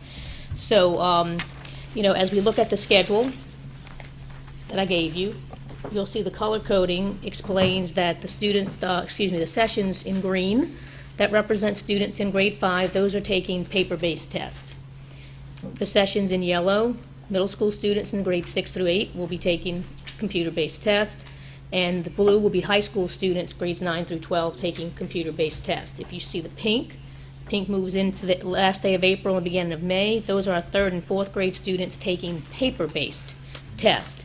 And I'd like to point out at this time that thanks to the Chromebooks that were purchased by the St. Bernard Parish School Board, the students can take one session per day in the morning on the Chromebooks when they're fresh, and then have the remainder of their day for instruction, instead of us having to rotate groups of students through computer labs all day long and have students take tests after lunch and in the evening when they're tired. So they're going to be able to get a fresh start, test in the morning, and have the remainder of their day for instruction. And that's thanks to the Chromebooks we were able to put in their hands. So, we couldn't have done that without it. And I'd like to close with letting the public and you know that this schedule will be on the district and the school websites. It will be on our school board Facebook page, and we'll have flyers posted at the entrances of the middle and elementary schools with the schedules, as we did last year, to keep the parents informed.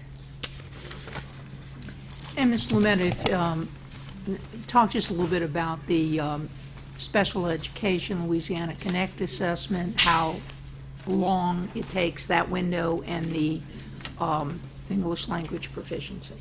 Okay, so in addition to what you see here is basically the LEAP 2025, which is the LEAP test where our regular education and our special education students will take the standardized tests in English, math, social studies, and this year field test in science.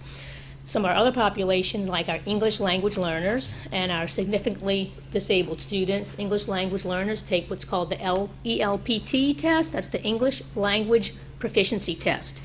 And our significantly disabled students take the Louisiana Connect test. That testing window actually wraps up on the 15th, and we started that 16th, excuse me. We started that testing window on the 5th. So from February 5th until March 16th, those students test in small increments, small times a day, and in small pieces over time.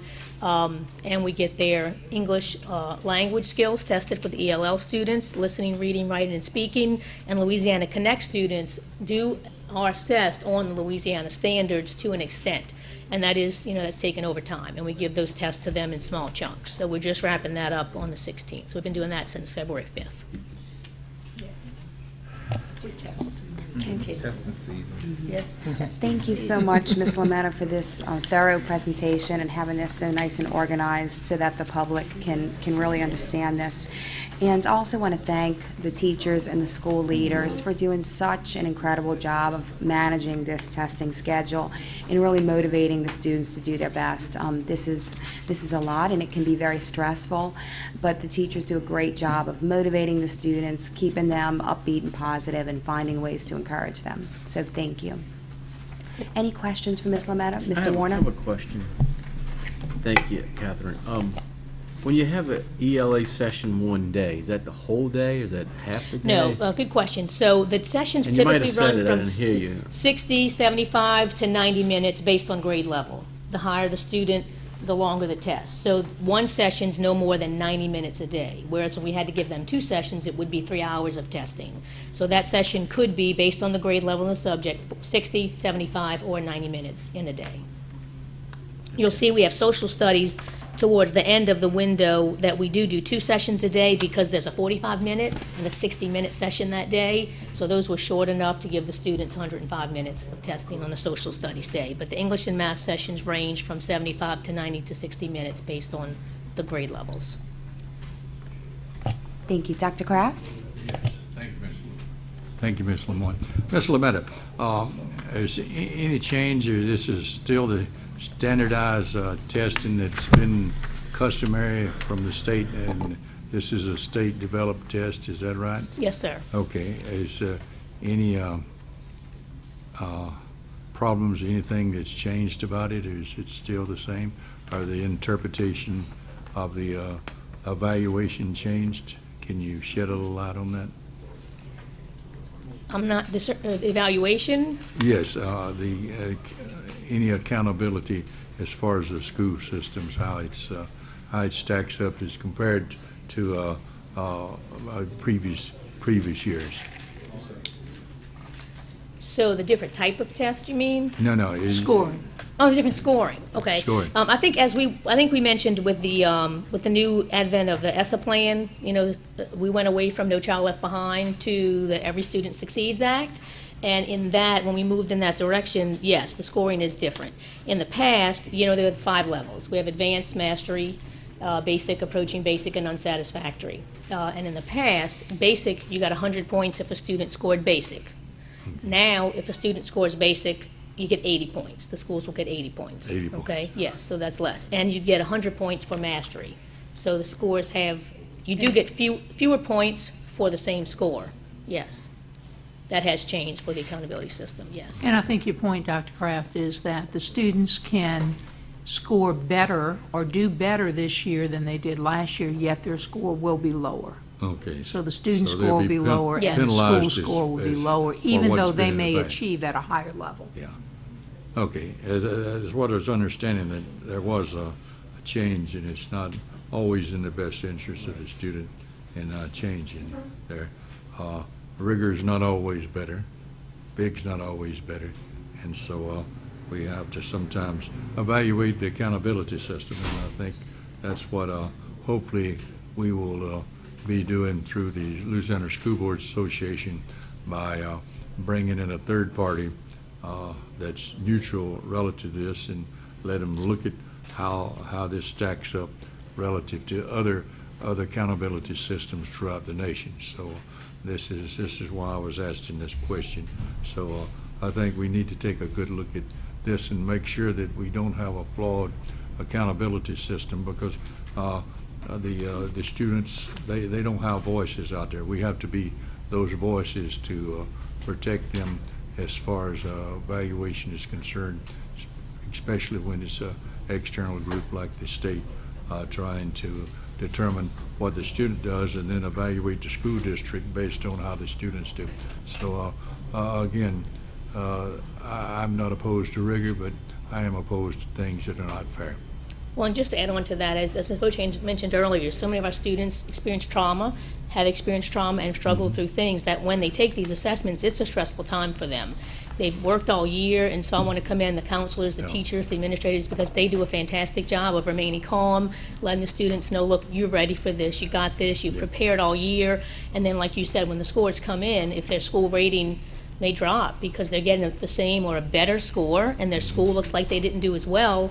We want to make sure the students realize they've done their best, they've done well, and it may be a flaw in the system. It's, we don't want the students to feel worse for having performed at the same level or even better after all the work they put into it. So good the point. student component so often is not thought of when policies are put in place, but that's what, that's what drives us every day, is to protect and make sure that we're nurturing the students. That's right. We're on their side, Yes. and that's important.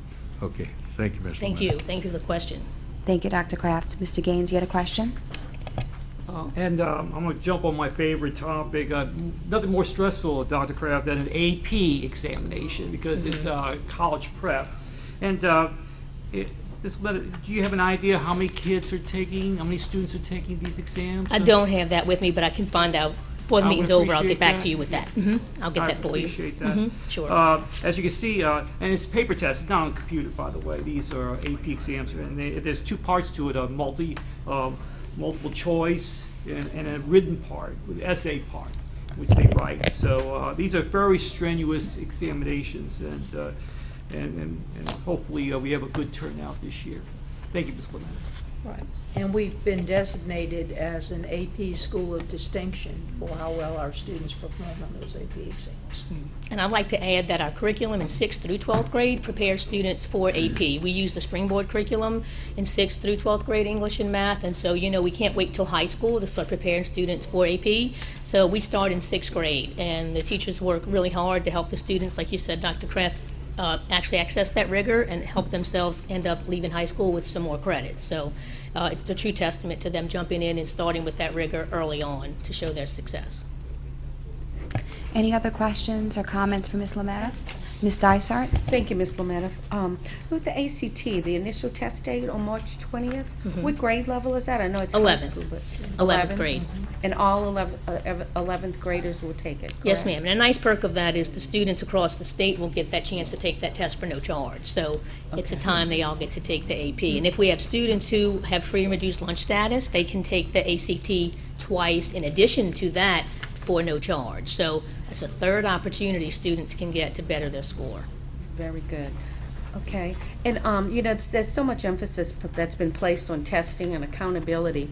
If you just look at this calendar, and thank you for the color coding, love it. It's great to really visualize. Every day in April, we're testing. Every day in May, up until the 18th, we're testing. And we've had tests in March also. Yes. So with all this testing, it just... the pendulum keeps swinging, and it's like, where's the instruction time, if we're testing so much?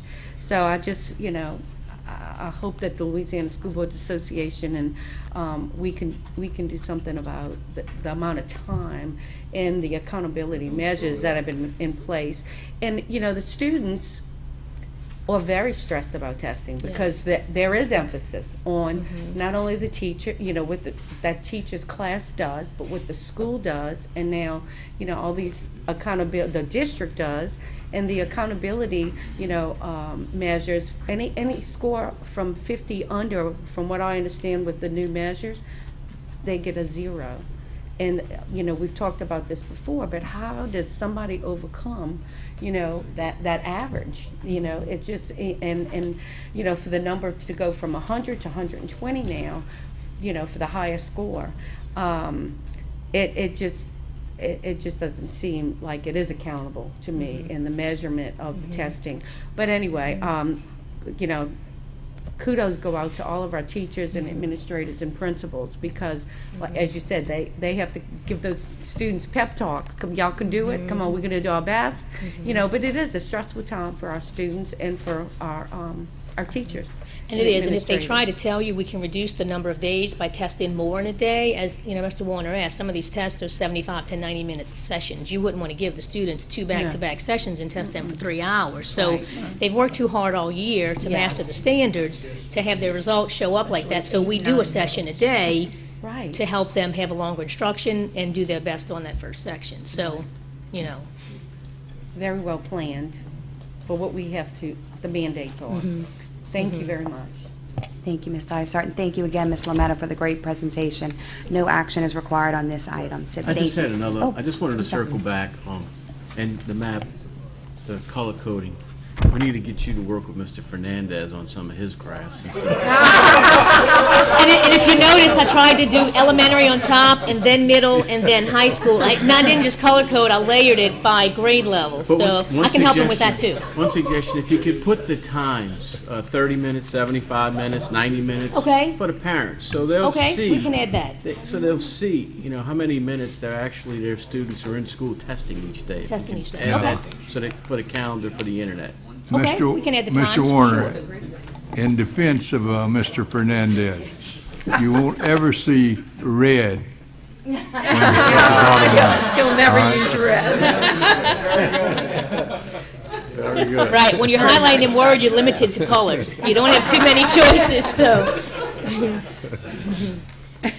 All right, thank you so much. Any other comments from Ms. Lametta? Thank you. Thank you, good evening. Agenda item number 7 is the Head Start continuation application, and we have Dr. Raviota with us. Thank you, Dr. Rav. Hi, good evening, and thank you for allowing me to come before you and present our 2018-2019 Head Start application. It's due to the regional office April 1st, and that's why we come before you at this time to seek your approval. I'll be meeting with our Policy Council next Tuesday on March 20th to review the application with them and to ask for their approval.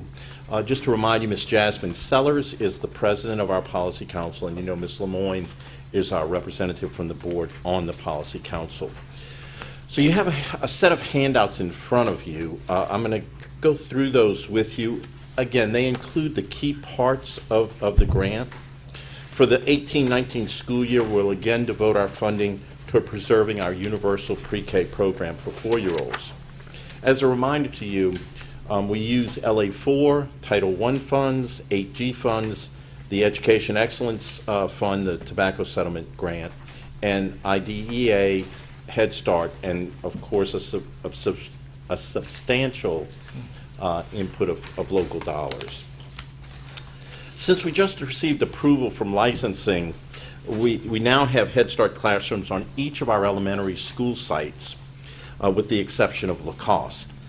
Pre-K classes there at LaCoste are funded through other grant dollars. So we now have a Head Start designated classroom on each of the other elementary schools. Speaking directly to you about the Head Start application, take a look at handout 7A. We're going to be again funded to serve 112 students, the same as last year. The federal contribution from Head Start is $853,668, an increase of $7,301 over last year. So it's better to be up than down, so that's good. $15,221 of that amount must be obligated for training and technical assistance. The remaining dollars go toward the other items listed: salaries, benefits, supplies, child liability insurance, local travel, professional development activities, and field trips. So those pages that you see on 7A, the next several pages, those are the things those are taken from the actual grant, and we do everything electronically. We submit the grant electronically now. It's not a paper copy, but this is a copy of the first several pages along with the assurances. After that, you'll see the budget breakdown, the budget detail. It's the same format that we've had for the last couple of years. So take a look at that. And again, we're going to go through a little bit more in 7B.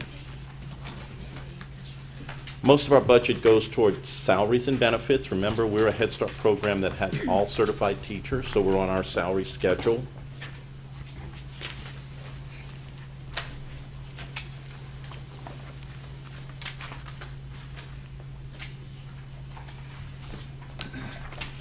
Now, if you look at handout 7B, after the budget pages, I've attached our program narrative, which is broken down into 2 sections required by the federal government.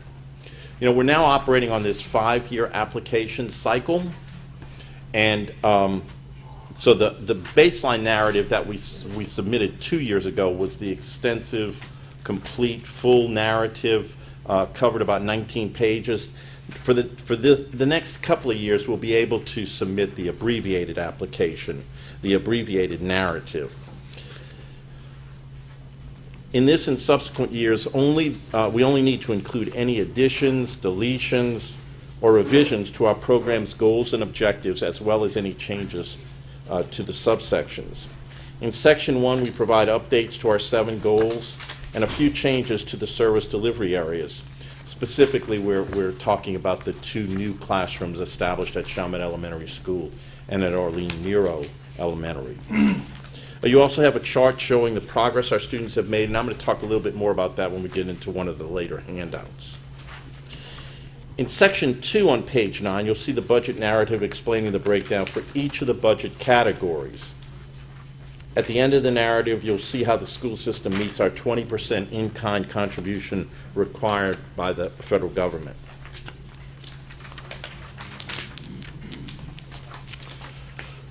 So with that, if you have any questions, I'd be happy to answer them, and then we'll need to get a vote out of committee for the full board meeting.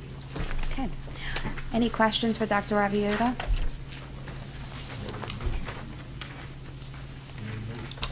We will need a motion, yes. I'll second it. Okay, we've got a motion by Dr. Kraft, seconded by Mr. Warner. Are there any other questions or comments for Dr. Raviota? Okay, if not, then... Now, well, we have a couple of other handouts, 7C. I just want to go through the 2 more handouts with you. This is just to give you an update on our most recent, this shows our progress from the beginning of the year benchmark to our mid-year benchmark. So you see how our Head Start students, this is 7C. And again, you'll see the mid-year, it's a separate handout after the narrative, after 7B. You know, we're shooting for 80%, and you'll notice that we've done real well up through this point. And of course, we monitor this to see growth. This is similar to what we've seen the last several years. So again, we're pleased with the growth.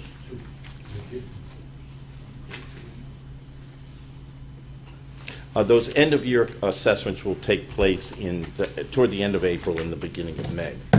Don't forget, I also, in addition to this, the monthly, the mid-year report, you know, you also recall that I give you a financial report every month, medical, physical immunizations report, and the enrollment report each month. And lastly, if you look at handout 7D, which is a press release that Ms. Schneider is going to be distributing toward the end of the month, you'll notice this has information about our upcoming registration for next school year.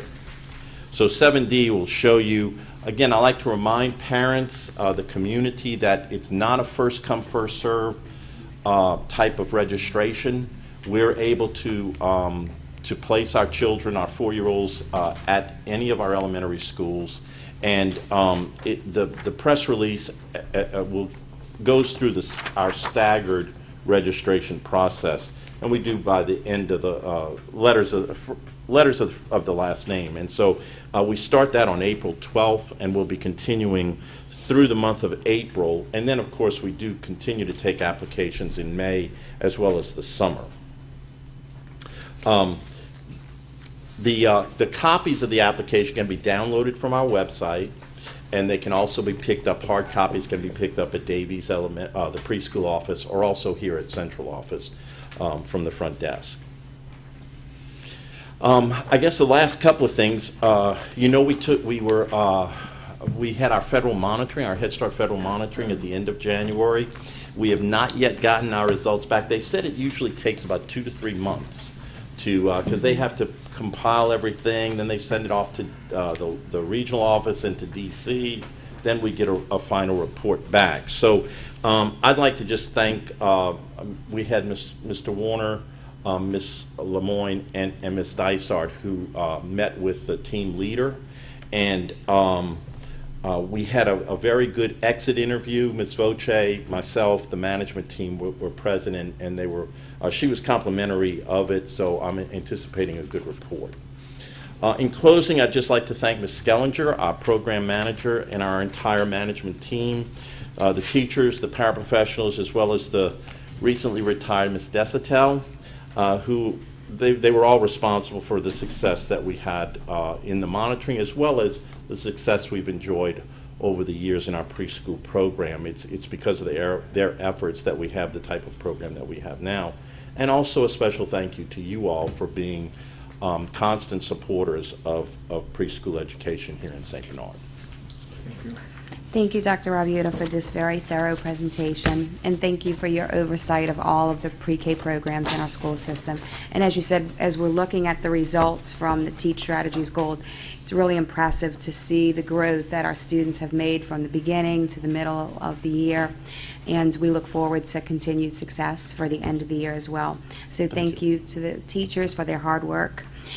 We had a motion and a second on the floor. Are there any other questions for Dr. Rabiota or comments? Okay, if not, please cast your vote.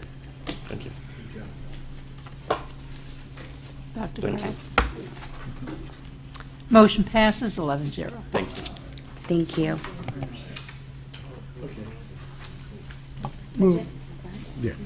Move on to item number 8. This is personnel changes for March 2018. Good evening, Mr. Granberry. Good evening. Good evening. Starting to get busy again. Yeah, I see that. I see we got some retirees, too. Yes. 3 of them. Oh, I hate to see some of them go here. Some of them. Right. But Pat Porsche, she's been around forever. Right. Well, we wish, all three of our retirees well. Pat Porsche has just been, one of the backbone members of the school system, and at Beauregard, and then at St. Bernard High, and then at Rowley, and now with the adult ed program. So she's definitely going to be missed. Yes, she's done an excellent job wherever she is gone. 36 years. That's just a baby. Yeah.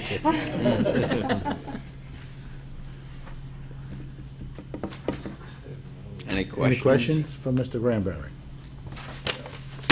Thank you, sir. Okay, move on to item number 9. It's Mr. Egan. All right, item 9 is renewal of our property insurance policy. Sir. Okay. Hello, gentlemen. Good evening. Thank you, Mr. Egan. In your package, you have a renewal of our property insurance premiums presented in beautiful monochrome. And with us today, we have our friends from Clements Insurance, Mr. Richard Clements and Timothy Clements, who will be happy to answer any questions you might have. You have 2 exhibits here. One shows the breakdown of the rates for the renewal, the 2018 renewal. The second exhibit shows a comparison of the last several years, so you can compare. And you see we're recommending a similar situation as we have in the past, where we are spreading the risk among several insurers.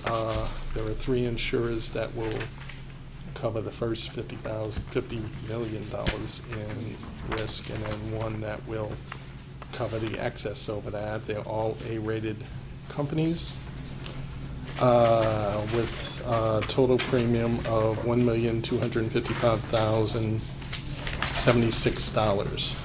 And on page 2, you can see that's an increase over the prior year. But you'll also notice that our insured values have gone up substantially due to adding a new school into our property values, so that accounts for most of it.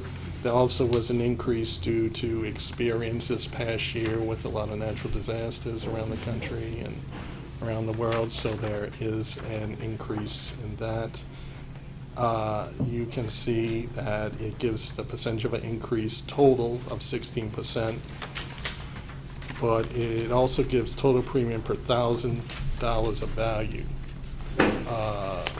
in properties, and taking that into account, increase was only approximately 4.9%. So it could have gone up a lot more, but we're happy with that. And This is our recommendation. We'll be happy to answer any questions. Anyone have anything to say? Questions are fine. Sure. Mr. Fernandez. Yes, sir. Let's see, I had a question here, if I can get it. You say that's about a 16% increase, right? In total, if you're looking at total Okay, numbers. but do we have any more insured buildings that we didn't have when we paid last time? Was No. Miro on this last time? Yes, no, this is, This is Miro an was in- added this current Oh, year. So that's probably about the 16% Yes, sir. increase. then. The most I of would it think. had to- Yeah, 'cause most of it had to that's do That's a with big add- building. You add that bigger building in, and you're not surprised in getting an increase. So that's what I wanted to clarify. So Yes, sir. that's Most- not such a bad idea, ain't y'all? You did a good job, Mr. Fernandez. Thank you, Dr. Kraft. Thank you. I move we send it to the full board. Second. All right, we have a motion from Dr. Kraft, second by Mrs. Lemoyne. No. No? She did it. Either one. Why don't y'all flip a coin and whoever wins, Just say a double, go that way. Just a unanimous second. All right, Double second. okay. All right. Yeah. You defer to Ms. Lemoyne? That's right. Okay. Any further questions? Just a comment. Comment. Oh, come we have a comment? Just a Go comment ahead. that I'm very pleased that Clements Insurance is on top of things, and especially the changing insurance waves of increases and decreases that you're out there for the homeowners as well. So I just want to commend the insurance. Thank you very much. Thank you. Anything further, Mr. Gaines? Mr. Long. Mr. Long? Yeah, and the reason we go with multi-layered is because, I mean, multi-insurers is because you really can't, you don't have an insurer that'll want to do it all, correct? Yes, sir, that's correct. It's very difficult to find an insurer that will cover the entire risk. In the past, you may recall that we did layers. One company did the first 10 million and 10 million. Now we have three companies that are sharing the first 50 million, and then one is covering the excess of 15 million. But you're right, that's absolutely correct. There are very few companies, if any, that want to put themselves out there to cover the entire risk themselves. Right, okay, thank you. Any further from anyone on the board? All right. Please note your vote. Motion passes 11-0. How the way to go. Thank you. Okay. Thank you, gentlemen. Come Good back. job. Okay, Thank you. Next item on the agenda is request for permission to advertise for bid of our official journal. I'll move. Okay, there's a motion by Mr. Long, seconded by Mr. Gaines. Good evening again, Mr. Fernandez. Yes. Again, we're now moving into some of our annual bids for next fiscal year. This first one is for official journal, where the board is required to appoint an official journal every year. So this is our normal advertisement to request proposals for official journal. Thank you, Mr. Fernandez. Are there any questions? There being none, please cast your votes. Motion passes 11-0. Thank you. Next item is a request for permission to advertise for vehicle painting and repairs. Grant the permission. There's a motion by Dr. Lewis, second by Ms. Acevedo. That's all right. Mr. Fernandez, any? Yes, ma'am. Well, again, this is the Any- annual bid, July 1st, 2018 through June 30th, 2019, for painting and repairs to our buses and other vehicles. Pain repair. Okay. Are there any questions at this time? There being none, please cast your votes. Motion passes 11-0. Next item is request for permission to advertise for bid gasoline, diesel, and other fluids. There's a motion by Mr. Warner, seconded by Mr. Gaines. Any discussion?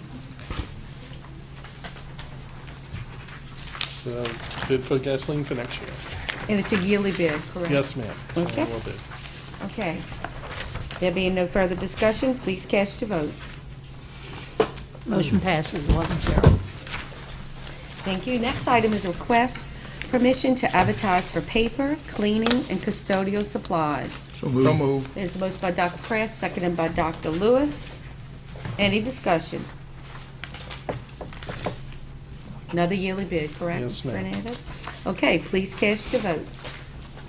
Motion passes 11-0. Next item is a request permission to advertise for bid fresh fruits and vegetables. Ms. Bloom, good Hello, evening. good evening. All right. Right.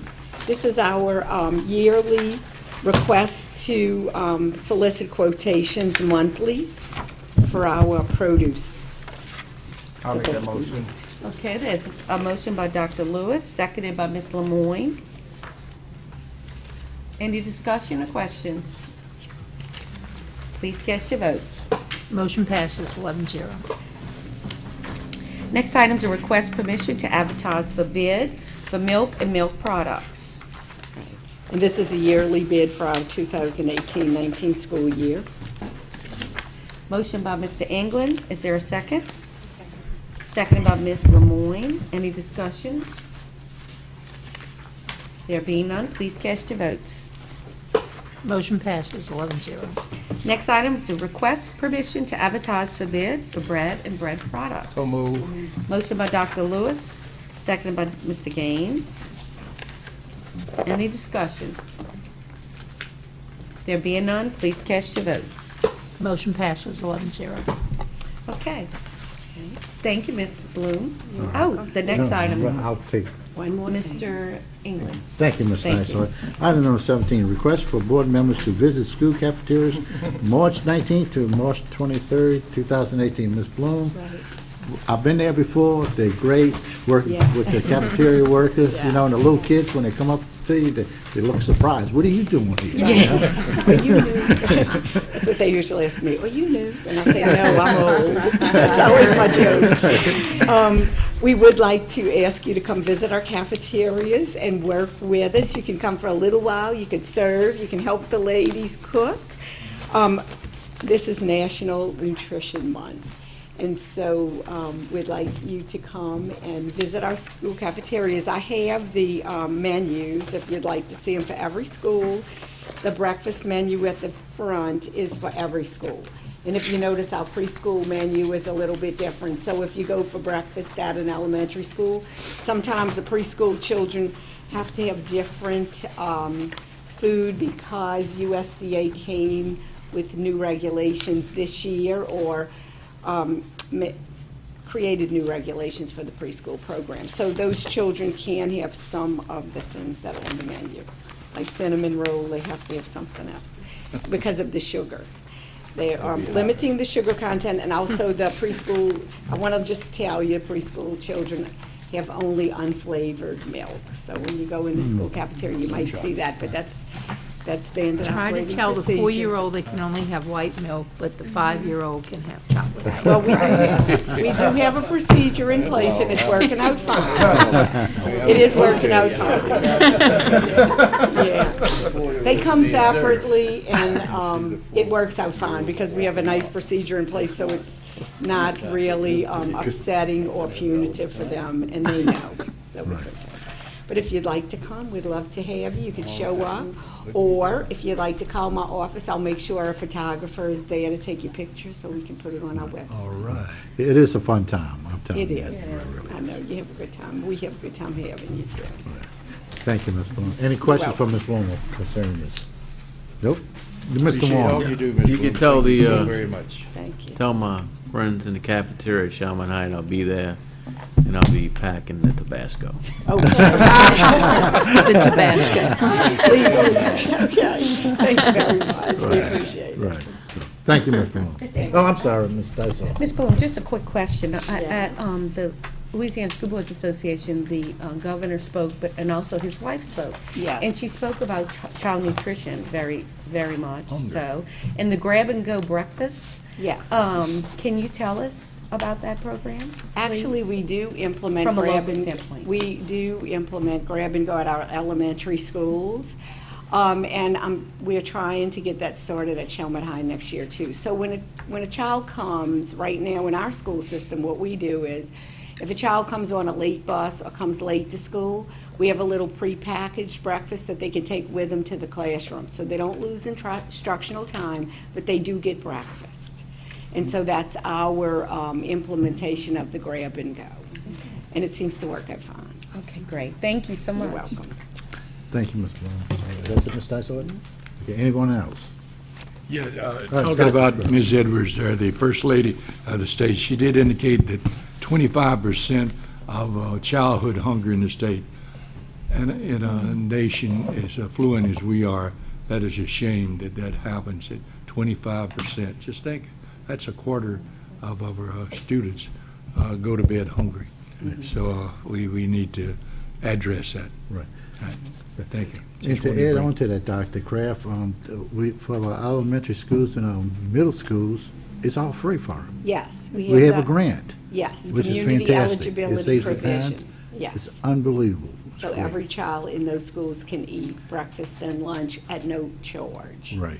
And it's working out That's a really good well. practice. And I Thank you. think that it's, you know, the kids appreciate it, the parents appreciate it, and we do see an increase in kids coming to us and eating, and it's a nice environment. Right. So we're really happy to do that. Right, I know that y'all worked hard on that and to get it done, and we really appreciate We it, but I know the parents are appreciative too. Mhm.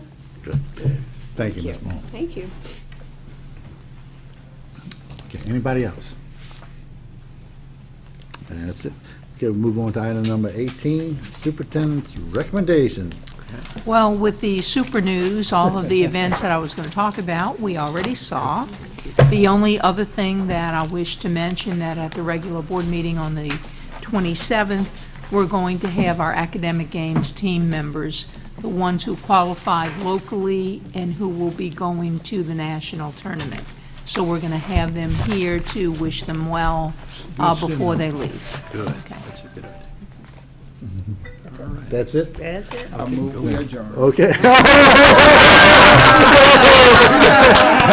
have a second on that? Way to go. Huh? We have a second? A second by Mr. Moore. Okay, we're going to stay here a while, Doc. Yeah, that threw us for a Okay. loop. All in favor? This meeting's adjourned. Thank you, and good night.